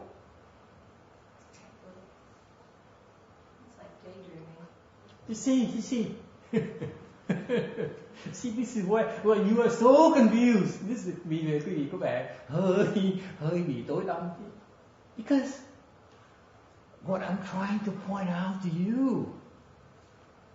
Okay, và tôi muốn nói quý vị thấy á, it's all a matter of where you set your sight on. Đó, cái quan trọng là mình muốn cái gì. Because nếu như quý vị chỉ muốn cái nhà ở Beverly Hills thôi á, thì đi làm việc tiếp đi. Because if you only are shooting for a house in Beverly Hills, you have to keep on busting your butts. That's the way to go. But if you want to go for the bigger picture, nên ngược lại cái gì muốn nhiều hơn nữa, thì phải dùng pháp khác. You have to use a different approach. Because the approach, the worldly approach can bring you to a house in Beverly Hills. It may be a Learjet, but cannot bring you spiritual powers, does not allow you to accrue that kind of blessings. Right? That's my point.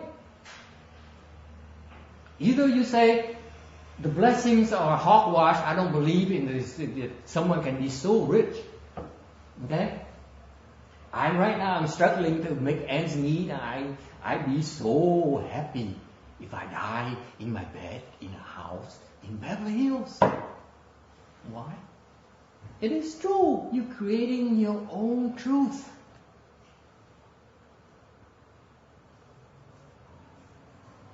I'm losing you.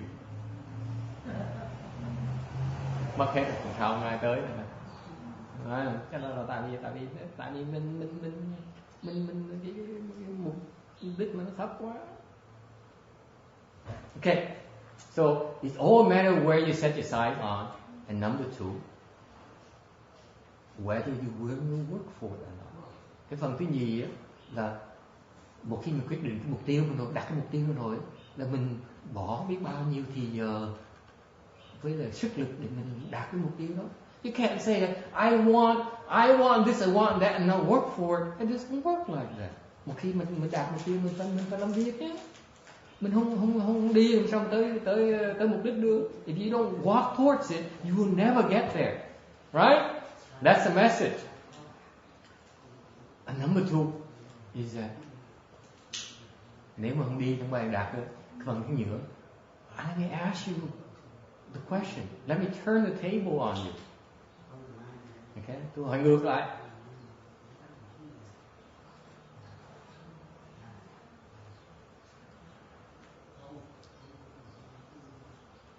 What makes you think you're so far from it? Tại sao quý vị nghĩ quý vị còn xa? Sai. It's a case of being confused by whatever you can see. Rồi cảnh giới của người đang bị kẹt vào những gì thấy. Better than that.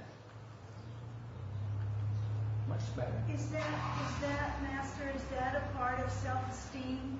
Is that a part of feeling worthy of obtaining such high levels? That's a good question. Which only applicable to you, and I'm pleased that you dare ask that kind of question. Hỏi là tại sao cái này là tại vì từ tin mà. Vấn đề tự tin mình nghĩ là mình không xứng đáng. Because that's exactly what your problem is. Cái đó là tại vì cái vấn đề bà này, cái kẹt bà này đó. Is it okay to speak about it or is it too personal? Tôi hỏi bà là có dám đề cập không? You see, I'm breaking all the rules. I can talk about anything you wish. And we talk about sex. Tôi nói tôi không có gì cấm được hết. Hồi nãy tôi nói chuyện tà dâm, dám đem thời buổi dám đem chuyện tà dâm ra thị bán. Tôi có điên mới dám làm chuyện đó thôi. I got to be crazy to be talking against sex, alright? Or about sex. Look at my head. See, what do I know about it? And now I'm asking you about her. Okay. And now your problem is that you've been conditioned all your life by the men to train you to serve them.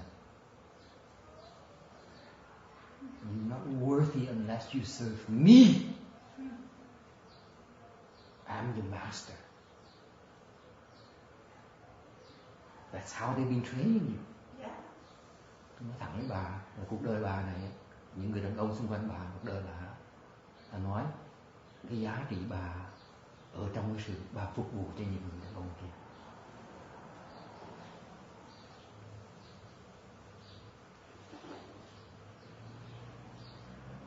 And that's your problem.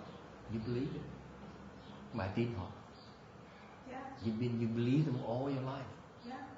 Why? Because they gave you all these small things. Tại họ cho bà tiền,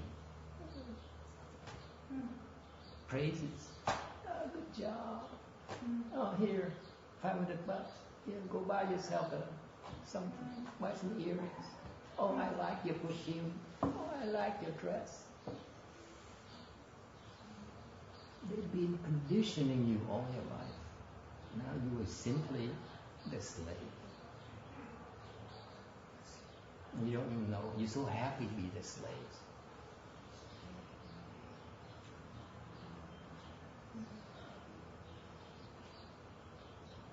I'm not sure I want to translate it into Vietnamese because I'm going to lose more Vietnamese. It's better if I lose all the American-speaking, English-speaking ones. It's very true. At least I have some Vietnamese to fall back on.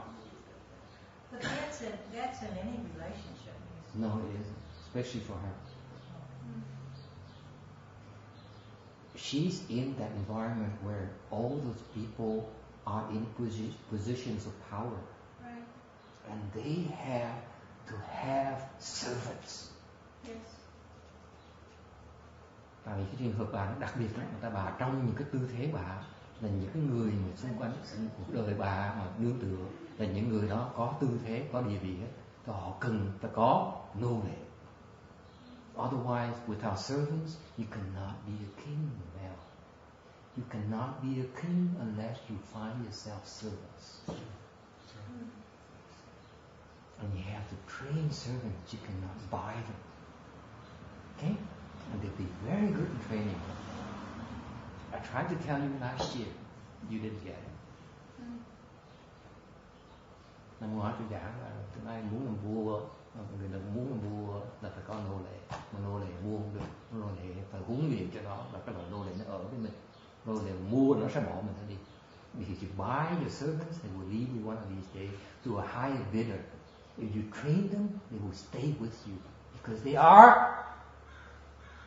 blinded. Have the blinders on. Smart people. You believe it. I have tremendous respect for these people. I'm bad mouthing them. Oh, I understand. No, That's I worldly understand dharma. perfectly. Yeah. Okay. Người nô lệ mình huấn luyện nó sẽ ở mình, tại sao không thấy đường nào hết hơn nữa. Còn mua nó là tuần sau nó bỏ đứa khác, nó rải giá cơ, nó bỏ mình đi. That's exactly your problem. You are blinded. Yeah, we are blinders on all these years. So last year I told you I would get to open your blinders. You go, that's not comfortable.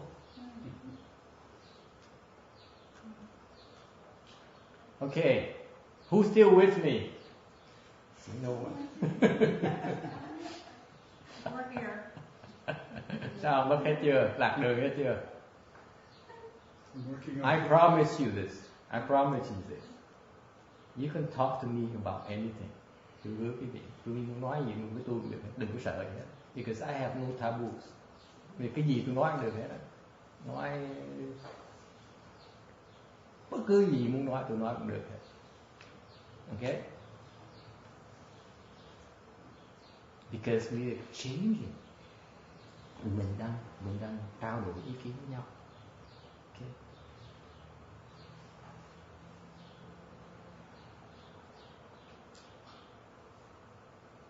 Questions?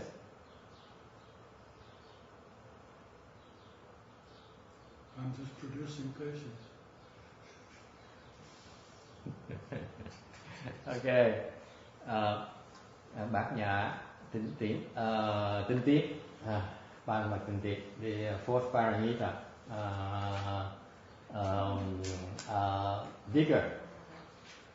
Thì gì vậy? I don't know. I don't have this. I should look at this stuff. Vietnamese. My dictionary doesn't have this term here. Anyway, vigor. Tinh tấn. Tinh tấn là cái phần cần thiết cho sự tu đạo. Vigor this is the number 4 because it's critical in the cultivation because the other 5 paramitas depend on vigor. Because tại vì những cái ba la mật khác đều phải cần cái ba la mật tinh tấn hết. For example, giving, morality or precepts and patience require body vigor and the other 2 require mind vigor. Tại vì cái ba la mật đầu tiên thì cần cái thân tinh tấn, còn cái thiền định đó là bát nhã ba la mật thì cần cái tâm tinh tấn. Okay? So where are you? Cái bây giờ cảnh giới quý vị ở đâu? You can compare this. I kind of find it interesting to give you a landmark. Cho quý vị thấy một cái tiêu chuẩn. Kinh Hoa Nghiêm, the Flower Adornment Sutra says, thought after thought in succession without interruption. Karma is the body, mouth, and mind. No tightness.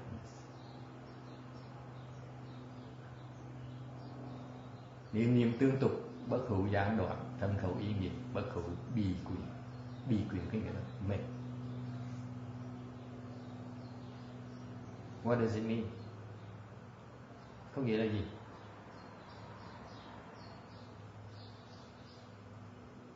This is the essence of vigor. Cái này là cái tinh túy của cái tinh tấn. Là gì? You are so vigorous that once you start something, that's a recite the Buddha's name, thought after thought, thinking of the Buddha, it's no interruption. There's no thought of tiredness. Tại một khi mình niệm Phật rồi, mình có tâm thiệt sự tinh tấn thì tự động mình sẽ tiếp tục liên tục, không gián đoạn mà không biết mệt mỏi. You need vigor because what happens is that what's the opposite of vigor? You feel tired, you want to rest. Tại mình ngược của tinh tấn gì, mình mệt mỏi, mình muốn nghỉ. See, just like the other Pure Land sessions, they recite for a while and then they rest for half an hour so that you don't get too tired. Tại những cái chỗ khác là tu mà niệm Phật tu một thời gian sau nghỉ nửa tiếng một tí để đừng có mệt quá. They don't understand. They haven't perfected the paramita of vigor. Then you're not getting a chance to perfect it either.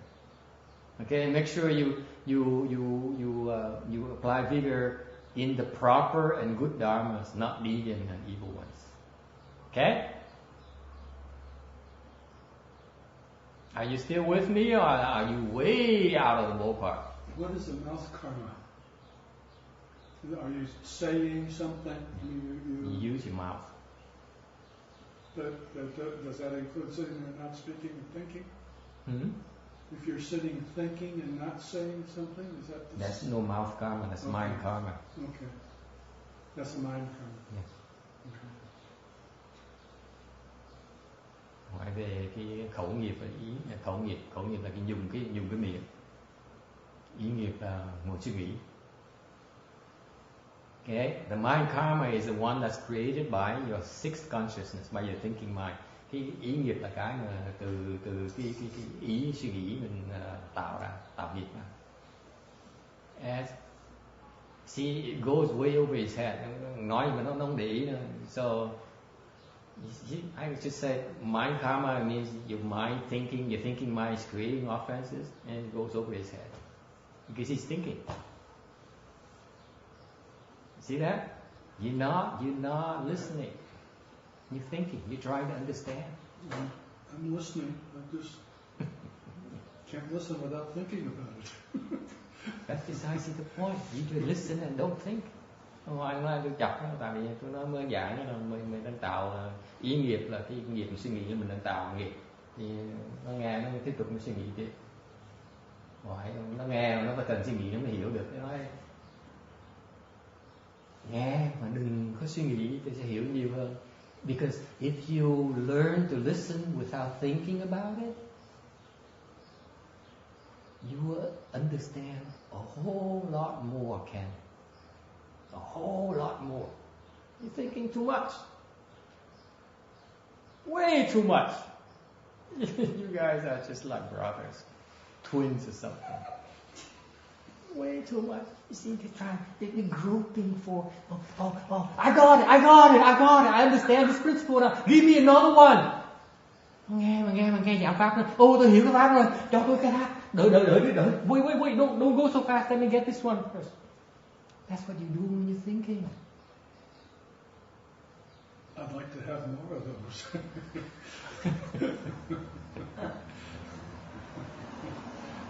Learn to listen and nothing. Phải tập nghe giảng kinh mà đừng có suy nghĩ, đừng có đòi hiểu. What do I mean by not thinking? Tôi ý muốn nói gì là khi tôi nói đừng có suy nghĩ, do not try to understand. When are you going to get it? It has been 4 years. 3, actually, to be fair. It's been 4. Well, second year. First year we didn't explain Dharma. We didn't explain Sutra. Not so much. 3 năm rồi dạy thì vẫn chưa hiểu.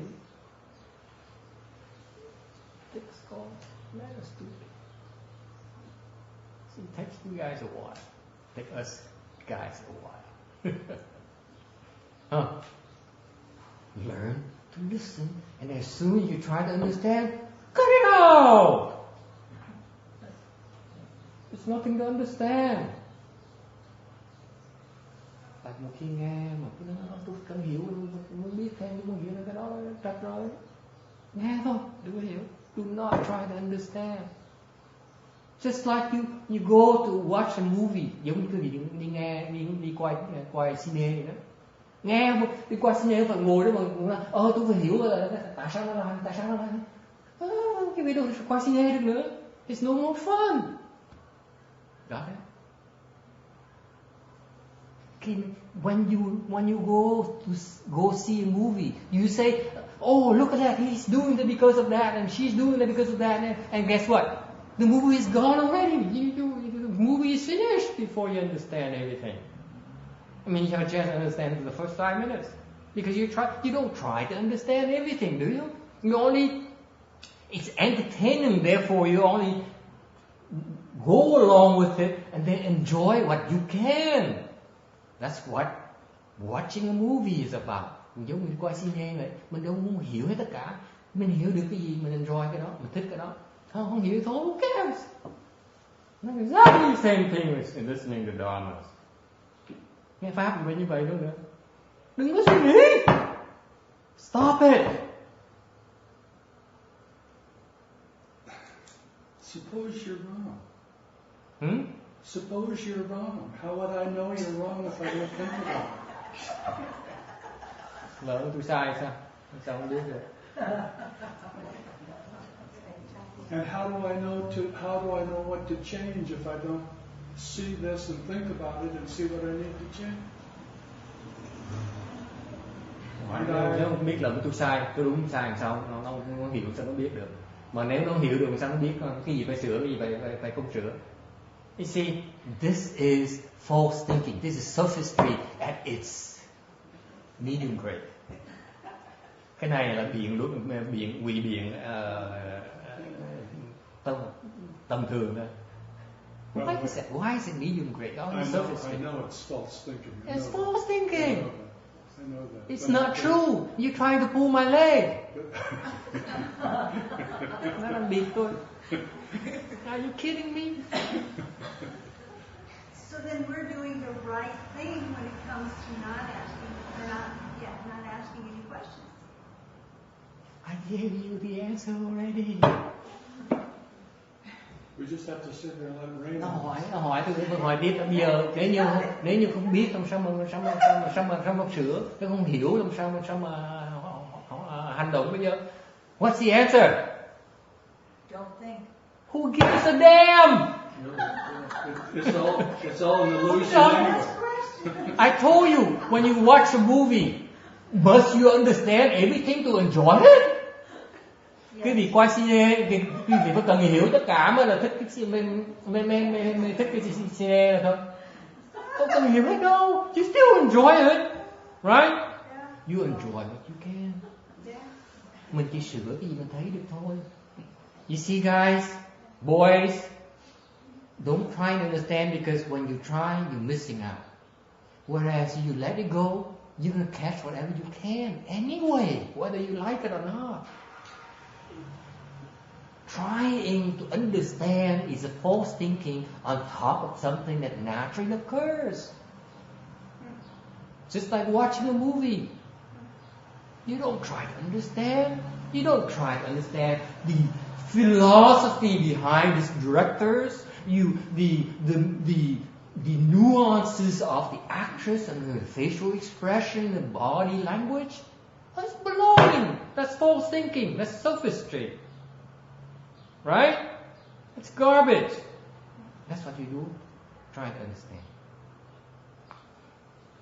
Mình ngồi tưởng tượng là tôi phải hiểu những cái ý nghĩa sâu xa của cái phim này thì đi coi cine làm gì? And I'm telling you folks, it's the same thing listening to sutras. The key thing here is center yourself and let go.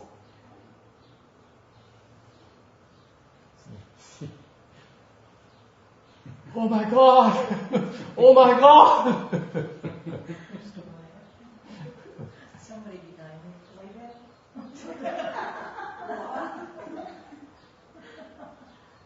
Let go. Because I'm not teaching you any Buddha Dharma for you to grab onto. Nothing worth grabbing onto. Tại cái gì tôi dạy cái gì ngày hôm nay, nói cái gì ngày hôm nay, không có gì xứng đáng với cái gì. I can assure you, I can tell you on my on my grandmother's honor, there's nothing worthwhile for you to understand. Whatever I explained to you today, I can swear to you. How do we follow the path? How? Tôi cam đoan với ngày mai tôi giảng cái gì đó, không có gì xứng đáng để cái gì, không có gì đáng để mà hiểu, không có gì đáng để mà nghe. And that's the truth. If I tell you one day anything otherwise, I'd be lying to you. All of this, garbage.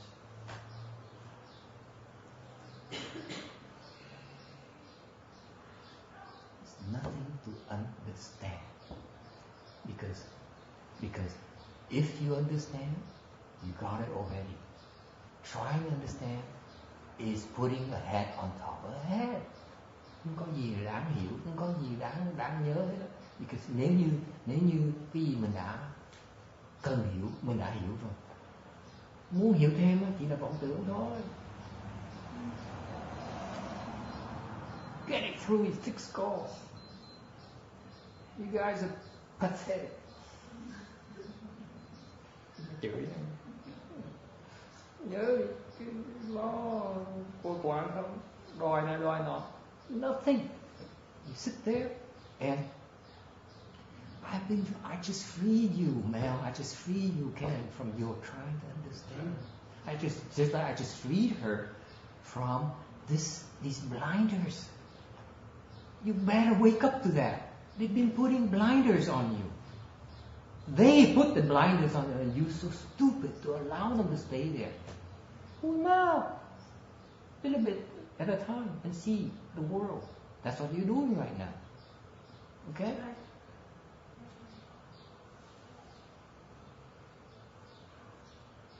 Stop thinking.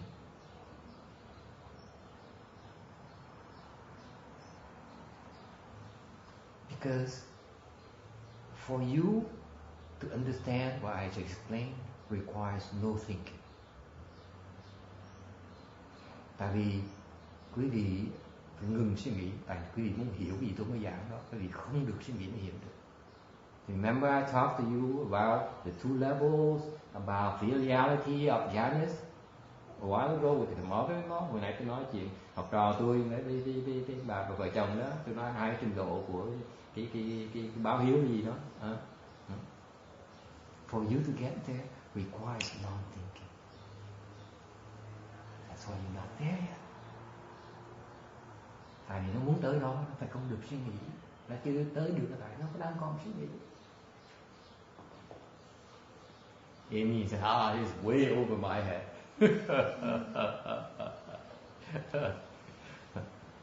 So, như vậy, phải suy nghĩ là không phải suy nghĩ. So the question is, should I think or should I not think? I only ask you to stop thinking when listening to sutras. I'm not asking you to stop thinking all the time. Tôi đâu yêu cầu quý vị suy nghĩ, ngừng suy nghĩ đâu. Chỉ yêu cầu suy nghĩ, ngừng suy nghĩ khi nghe kinh thôi, nghe giảng pháp thôi, đừng có suy nghĩ, đừng có đòi hiểu. I'm asking you not to try to understand the Dharma that's being explained to you. If you do that, you can penetrate it much faster. You can get there so much faster by not trying so hard. Let it happen naturally. Đừng có dùng sức quá như vậy, để tự nhiên nó xảy ra.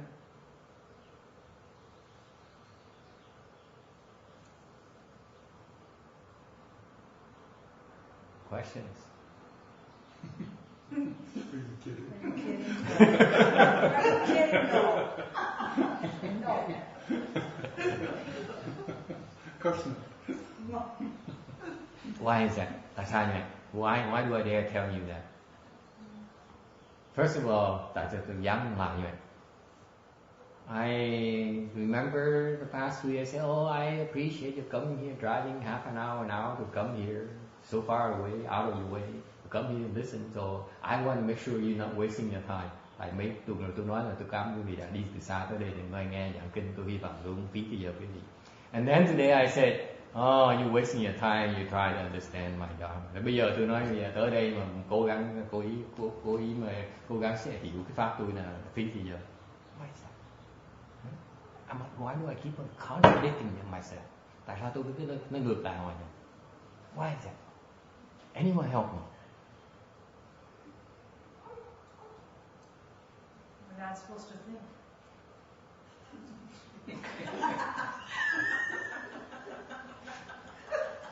Good teacher. She got it. That is a Dharma question, not a sutra. That's it. Okay, I need another answer. Tôi xin một cái trả lời thứ gì nữa. That is right, but I need another answer because I can't live with that. Tại vì tôi cần cái trả lời cái gì. Can't live with it. Now you tell us this, and now you can't live with it. Because it doesn't apply to you. Let them speak for themselves. Tại vì cái bà này để người khác trả lời, bà không nên trả lời cho người khác. Let's go from the Bible. Yes. Could it be I've heard you say before about needing to hear it and then hear it repeated, Yes. and then hear it repeated again. That you're not wasting your time. That eventually you will get it. You will understand. Very good. You're not getting to the answer, but the point is the angle is very good. You're having the right approach. Và mà nói là tôi nhắc phải cần nghe pháp nhai lui nhai tới nhiều lần.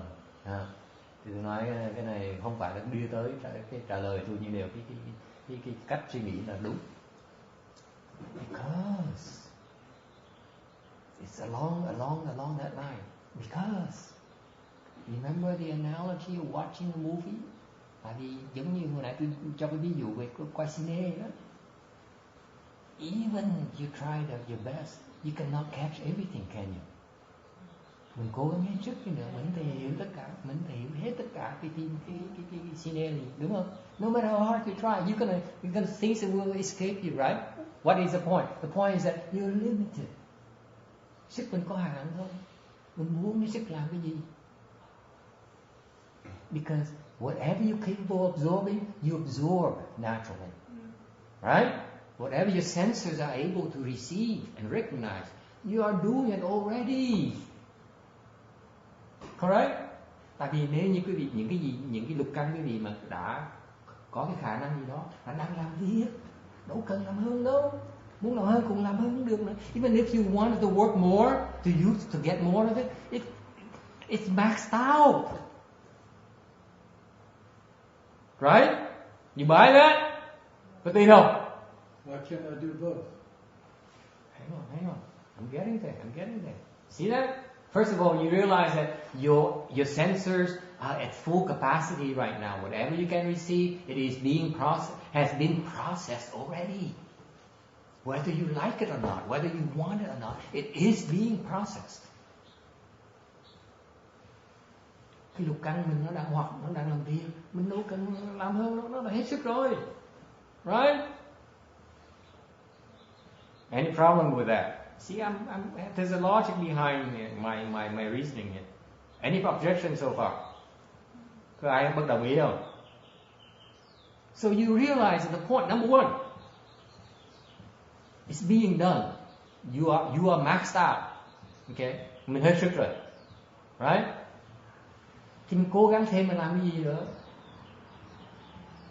There's so much water can go through the pipe. Cái nước ra qua cái ống nước đó chỉ là dẫn nước chừng đó thôi à. Whether you want to force more water through the pipe is not possible. You are limited. We are limited. Right? By our sense organs. Sức mình nó có hạn cái chừng đó thôi, không thể hơn được.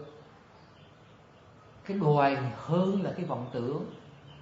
Your wanting more is a false thought, is a false thinking. Drop it, cut it out. That's what I'm trying to point out to you for years now. It is useless. It's simply a false thought. I've already got it basically anyway. Tại vì đã hết sức rồi thì cái vọng tưởng nó nhảy lên rồi, tôi muốn hiểu thêm cái đó, chỉ một cái vọng tưởng thôi, nó vô ích, nó không giúp được gì hết. That's number one. Number two, you have the fact of what she's referring to is that now you know you're maxed out. Cần cái gì mình biết, mình hết sức rồi. Một lần nó đi ngang một cái, 100 con ruồi đi ngang thì mình chỉ nhận được một con ruồi là được là cái thôi. So 100 flies fly through the air, and you can recognize only one of them as either male or female each time, right? So you have 100 of them. So what do? You make them fly over 100 times. Như có 100 con ruồi, mình mới thấy có một con ruồi, mình cần thấy 100 con ruồi, cái bắt nó bay 100 lần thôi. Right? That's what repetition is about. Mình phải nghe tiếp. That's why you keep on hearing it again. Do not think that you can listen to the lecture once and then you got it. You can't. Nghe lần sao hiểu hết được? Sức mình có hạn mà. Because you limited. We are all limited. So we need repetition. That's why I keep on harping about repetition. Bây giờ tôi cứ nhắc quý vị là phải cần nghe luôn nghe tới. Okay? Any objections? Có ai problem với nhau? Lost already. So far so good. Number 3. What's number 3? Lý do thứ ba là gì?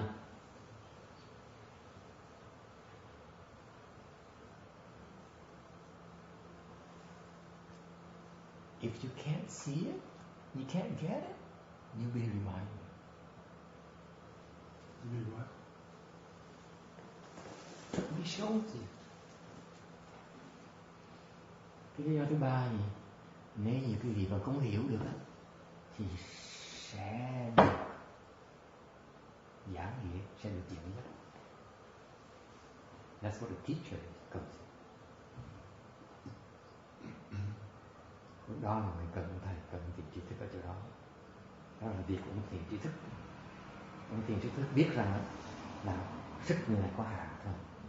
Nó thấy được sau này, nó thấy được sau này.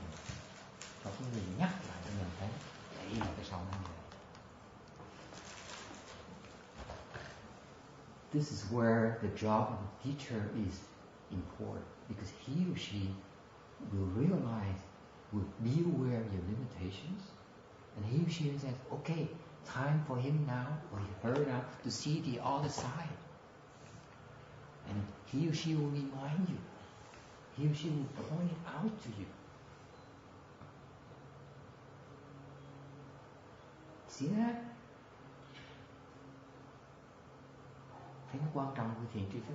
Because nếu không có thiền tri thức, mình thấy không được. Because without a teacher, without a good no advisor, there's no way for you to see the other side.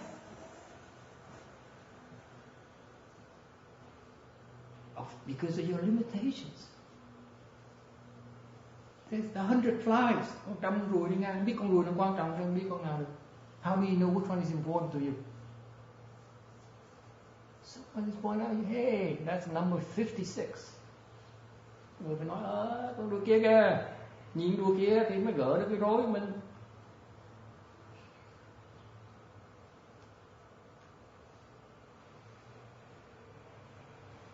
Still thinking.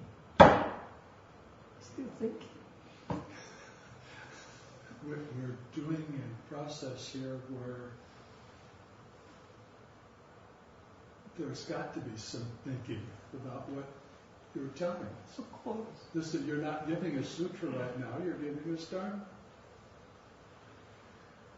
Although it's based on whatever the sutra means. I have a question, a real question. God help us now. I think I needed to make sure that I thought it was a real question. If we are basically Buddha natured in the first place, and we have become less than that in some capacity, and everybody I think would be different less.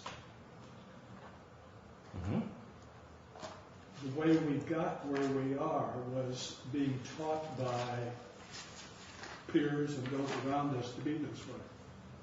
Why don't we have to look at the Dharma and see it, which is a thought process, to get rid of it?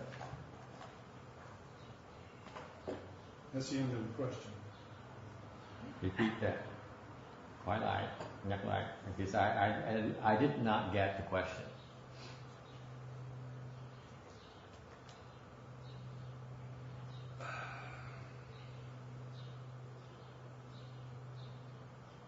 Since we are not all Buddhas, we have the nature to be the Buddha, but we are not all Buddhas. The reason we're not all Buddhas is we have been taught to transgress, or to go outside of Buddhahood. How can I get rid of that without seeing it and understanding it and saying, that's not the things we need to do to become the Buddha again. I don't know how to translate that into Vietnamese to the question. It's way beyond my realm. Câu hỏi này nó sâu xa quá, tôi trả lời tôi giảng tôi dịch ra không nổi. Anyone can translate into Vietnamese for our Vietnamese audience here? Or? No, but I can try and answer. Okay, please try to answer. We don't accept English, only Vietnamese. I don't know maybe if I understood the question right, but wouldn't it be that to those who understand, no explanation is necessary, and those who don't understand, no explanation is possible? They're both the same thing. He's thinking too much. That's one's not necessary, the other that's the answer. He's thinking too much. Sounds familiar, huh? He's thinking too much. He's still thinking. The last 15 minutes I've been trying to tell him not to stop thinking, but the last 3 years his momentum is unstoppable. Because every time I see him, I throw a small bone at him, and he gets so excited. Oh wow, today I learned something new today. Oh, I'm so close, much closer to Buddhahood. 3 năm rồi tôi thấy nó lâu, tôi gặp nó tuần gặp nó, thấy nó con xương nhỏ nó khoái quá. Này tôi hiểu thêm một cái đạo lý khác rồi, tôi sắp thành Phật rồi, tôi sắp thành Bồ Tát. And he gets so much further. Càng ngày càng xa. Because you're thinking, because you're trying so hard.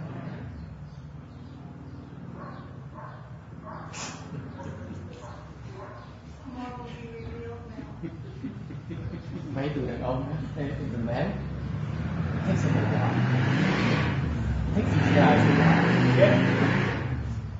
and maybe Flavia as well. Flavia says, okay, I'm thinking, but I don't want him to notice that I'm thinking. Horrible. I mean, speaking of horror. Thinking is so being afraid of being seen. So it takes them a while. You see, mấy tụi đàn ông nó chồng nó cần hiểu. Quý đàn bà, you see, quý đàn ông đàn bà thì mình, ai đàn bà thôi. Cái phần, at least the female side of me, we don't need to do that. We say, if the master says so, I believe him for 5 minutes. That's their norm. Stupid guys don't even have that dharma. Bà khôn đấy, tôi để tôi đừng đâu nó ngu chứ suy nghĩ. Mình đàn bà mình khôn, pháp mình mình nhiều mình hiểu thầy nói, để mình tin thầy 5 phút sẽ được. Đừng suy nghĩ, mình suy nghĩ mình tin thầy 5 phút nữa. Xong rồi. You guys don't even have that dharma. They have it. No wonder they're so faster than you in this one.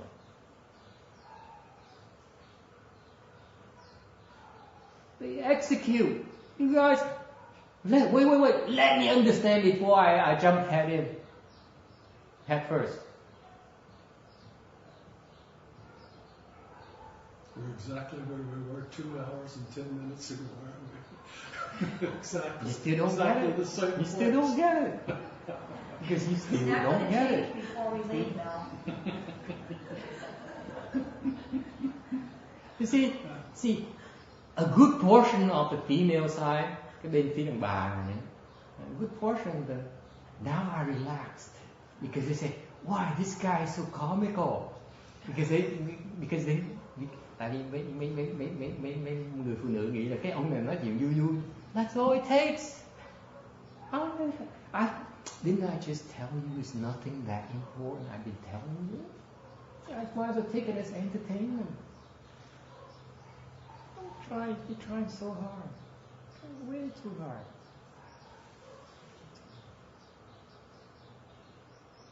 The trying is based on the thinking mind. Cái mà cố gắng là cái dùng cái trí của mình. Okay? and it goes against the way of cultivation. Nó đi ngược lại tu. Tại sao vậy? Cái tu là nó ngừng cái suy nghĩ, and yet you keep on using it. Cultivation will eventually bring a stop to your thinking process before your true wisdom can really unfold. And you keep on relying on your thinking process.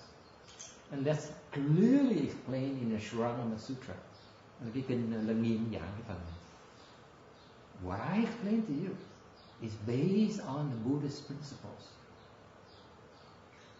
I summarize into one instruction. Do not think. Stop thinking. Then you get there. Trong kinh Thủ Lăng Nghiêm giảng, tôi tóm tắt lại những cái gì á, cái lời chỉ giáo tôi nói là đừng có suy nghĩ nữa thì sẽ tới đó. Tại vì suy nghĩ mình mới tới không được.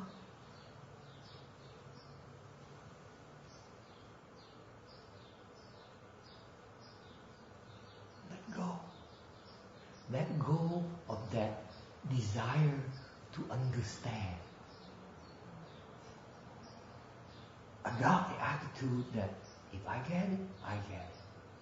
Right, dear? I don't get it. That's master's problem.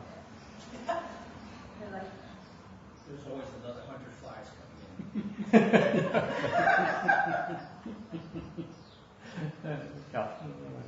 Bỏ cái ý, cái đòi hiểu đi, bỏ. Amen. Từ bỏ cái tham muốn hiểu. Hiểu sẽ hiểu, mà nếu không hiểu thì con thầy không sẽ lo cho mình. If the teacher can't help you, move on. Thầy không giúp mình hiểu được thì thôi, kiếm thầy khác. So it's not the end of the world, right? What's the big deal? There's at least a few more hundred temples that you can go and try to find instructions. What's the big deal? Right? Questions? Or another 100 flies. Hoặc là đám đuôi khác tới đó.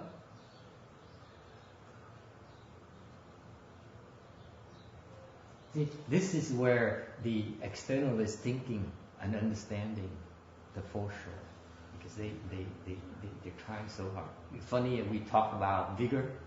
It's trying very hard, and yet the utmost form of vigor is that you let go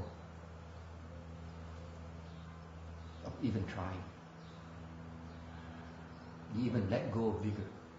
Cái mình nói cái cười nói cái bát nhã cái ba la mật tinh tiến ba la mật là mình cố gắng hết sức, mà tôi mới giảng cái tinh tấn ba la mật này thì cái mà cái tinh tấn mà tối cao như cái bỏ luôn tinh tấn. To stop trying. That's the utmost.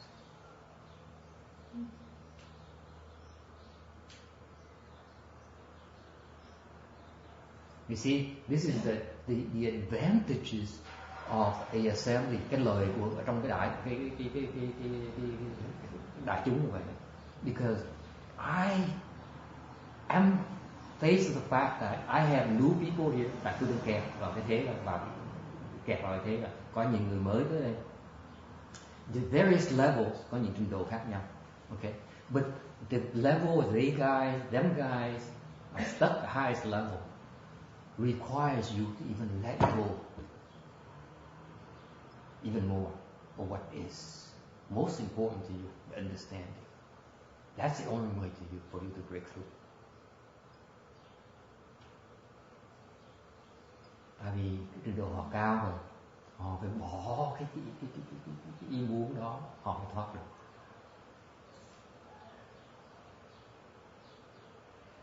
So for example, in your case, now you see a little more. Your reaction, your attitude should be that, okay, you're still my master. You know, all of you are still my master, but I will stop trying to please you. And that's the antidote. They train you to believe that your raison d'être, your reason for existence, is to please them, to serve them, to try to make them happy. So he said, okay, you still look at me as your servant, I will serve you, but I no longer see as my reason for being is to make you happy. When I need to serve you, I serve you. When I need to help you, I help you. But I no longer make it my motive, my modus operandi as to please you. If I please you, fine. I don't please you, big deal. Your loss, not mine. That's how you free yourself from these shackles. See, you don't ask me the question, but I'm running out of things to say because these stupid guys are still thinking. So I move on.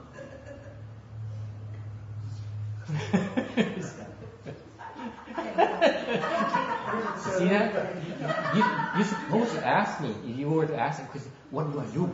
Then I would have offered you that. But you see, because I'm running out of things to say, because while they're still processing it, okay, I'm illustrating the point while they're still processing, thinking, I'm moving on already, then think about it. That's my message to them. And if they enjoy our talk, they will drop the thinking and they will join in they can move on with us.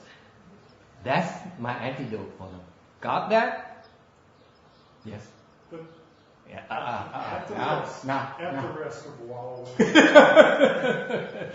At the risk of being called stupid, yes. At the risk of being called thoughtful.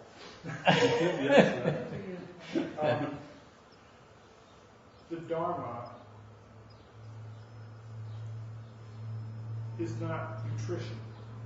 It basically is something that works at removing karmic. Excellent. Karma masks the Buddha's Excellent. sins. Good point. And what is the question? It's not a question. What is a stupid It's comment? just- What it's is just what is the based on- stupidity behind this? based on- Okay, based on show what me you're a saying. stupidity. It's like acid or detergent that works on the impurities that are covering up the Buddha within us, and Yes. it basically reduces. It gives us something to look at and then renounce, and go on to the next level. You got it, son. You got it, son. No award for him because he's been too stupid too long.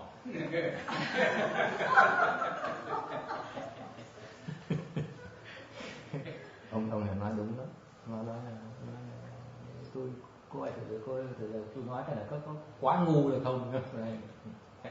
chắc chắn là ngu rồi. Ông nói là cái pháp á là từ là không. Đại khái nói như vậy. Giống như rửa cái dơ bẩn nó đi, không thấy gì hết.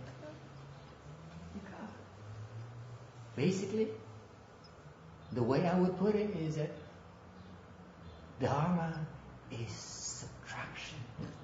Cultivation is subtraction, not addition.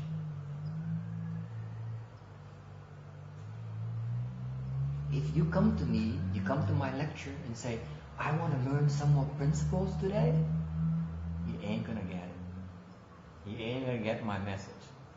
Tại quý vị tới nghe Pháp mà, nghe tôi giảng Pháp mà nói, ngày tôi muốn học thêm một tí lý thuyết nữa, học thêm một tí nữa, trách đương đó. If you listen to my lecture, nếu quý vị nghe tôi giảng, xong quý vị, bỗng nhiên thấy hiểu được. It translates into what?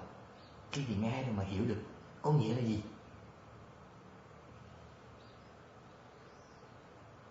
You let go. Nhưng cái gì hiểu, cái gì sẽ bỏ, chứ không thêm. Phải thế. Suy nghĩ mấy người mà có học một tí là all the people who are educated are thinking like hell right now. Người có học vấn một tí là ngồi suy nghĩ tiếp tục suy nghĩ.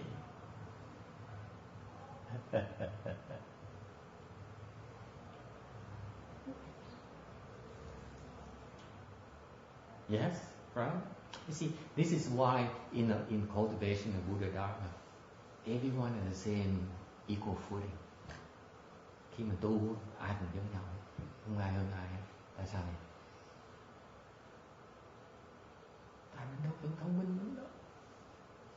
Because we don't need to be that smart. You just execute. You just move.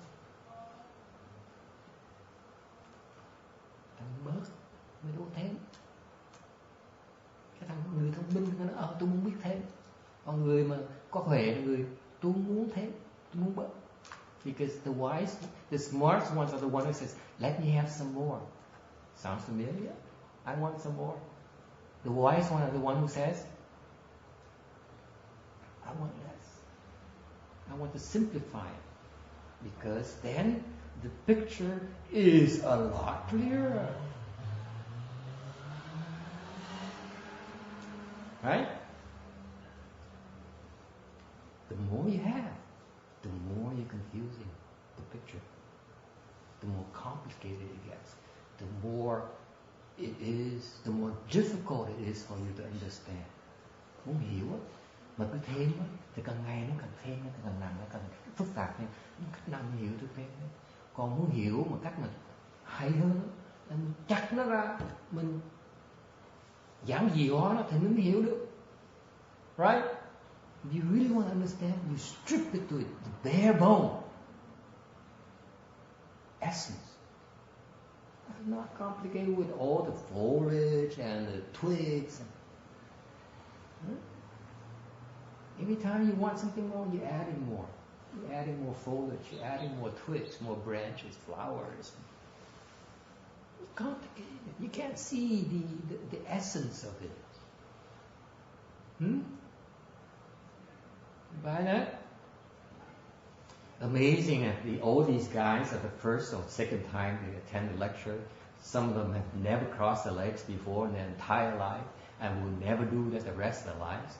And yet they listen here and listen to the very profound principles of Buddhism, of wisdom.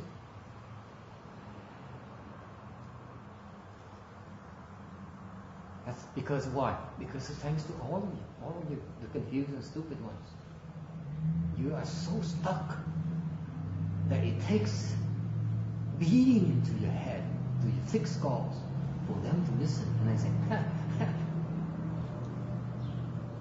I'm not going to be as stupid as they are.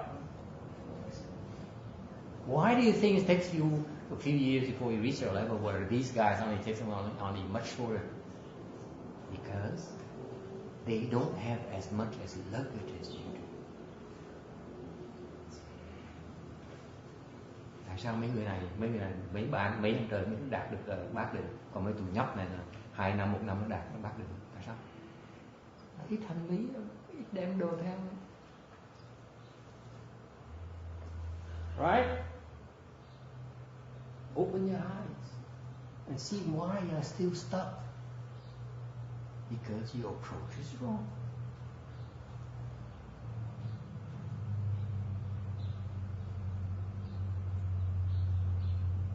Questions? Thắc mắc gì không?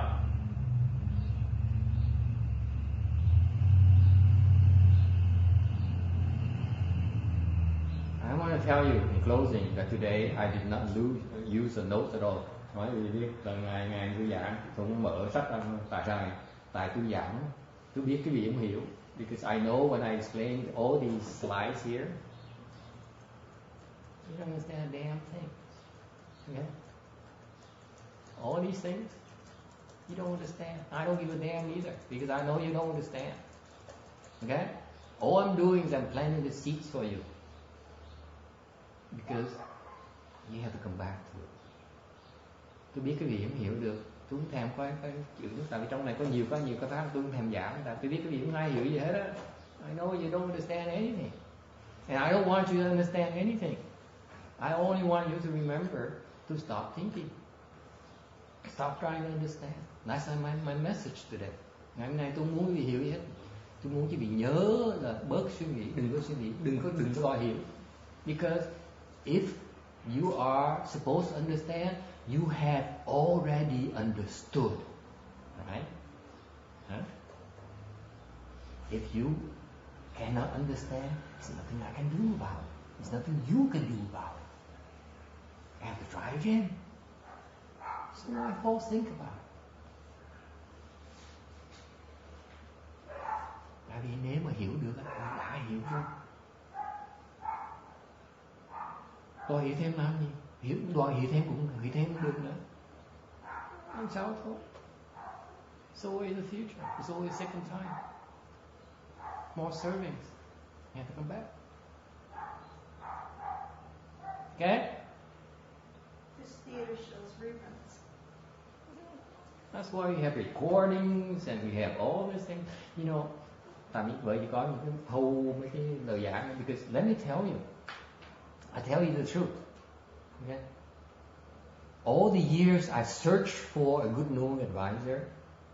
Bao nhiêu mấy năm trời buổi sáng. This morning I explained to you about my master putting me through 8 years of searching for a teacher. Thầy tôi bỏ tôi qua 8 năm thử thách để kiếm một thầy khác đó. I found no one. In all these 8 years. Trong 8 năm rồi tôi kiếm thầy mà kiếm ra. Tôi biết tôi làm gì? You know what I did? I kept on listening to his tapes. Tôi cứ nghe cái lời ông giảng rồi. Nghe hỏi cái nhai luôn nha. Tất cả người ta giảng đấy. Người ta giảng mình thấy giảng trật. So what did he do? Make me do? He made me listen to him for 8 years. Speaking of a con job, that pisses me off.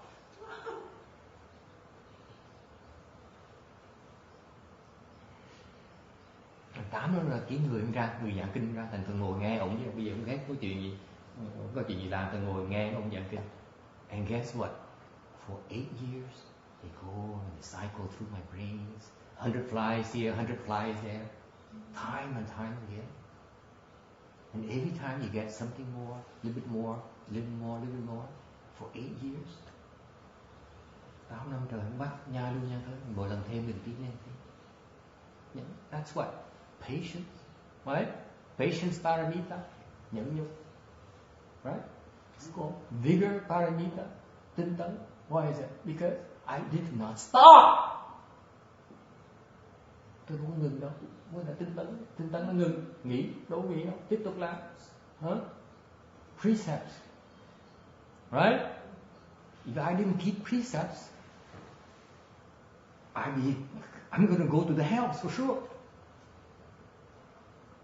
Okay? See, he forced me to go through the process. You see how mean it is. He made me do it without saying a single damn word. Patience. Because when the time for you, when all the foundations are built properly, are ready, are established, then you can build anything on top. Tại vì một khi mà mình bỏ thì giờ mình xây cái nền móng rồi thì xây cái nhà lầu gì cũng được, xây cái gì trên cũng được. Okay? Questions? Okay, again, it's past 4 o'clock. I apologize. I do go overboard. Xin lỗi quý vị đã giảng hơi dài dòng tí. Let's do transference and then go to the movies. Yes. Which one? See a rerun. Lord of the Flies. Slumdog Millionaire?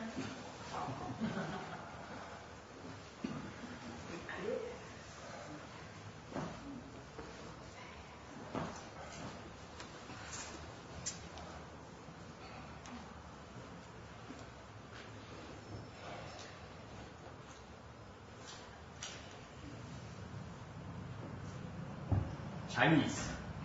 Today is Chinese.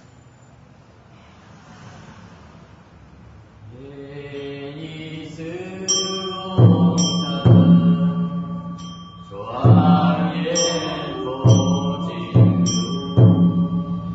长毛寺。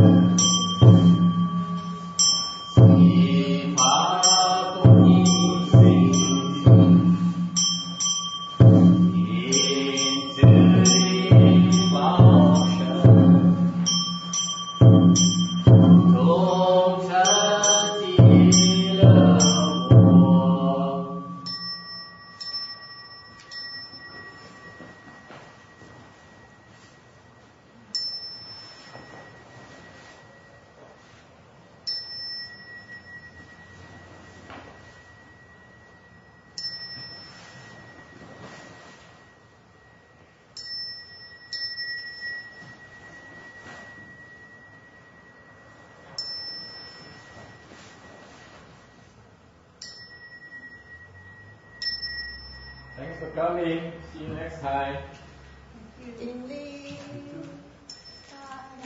Tình đi là hoa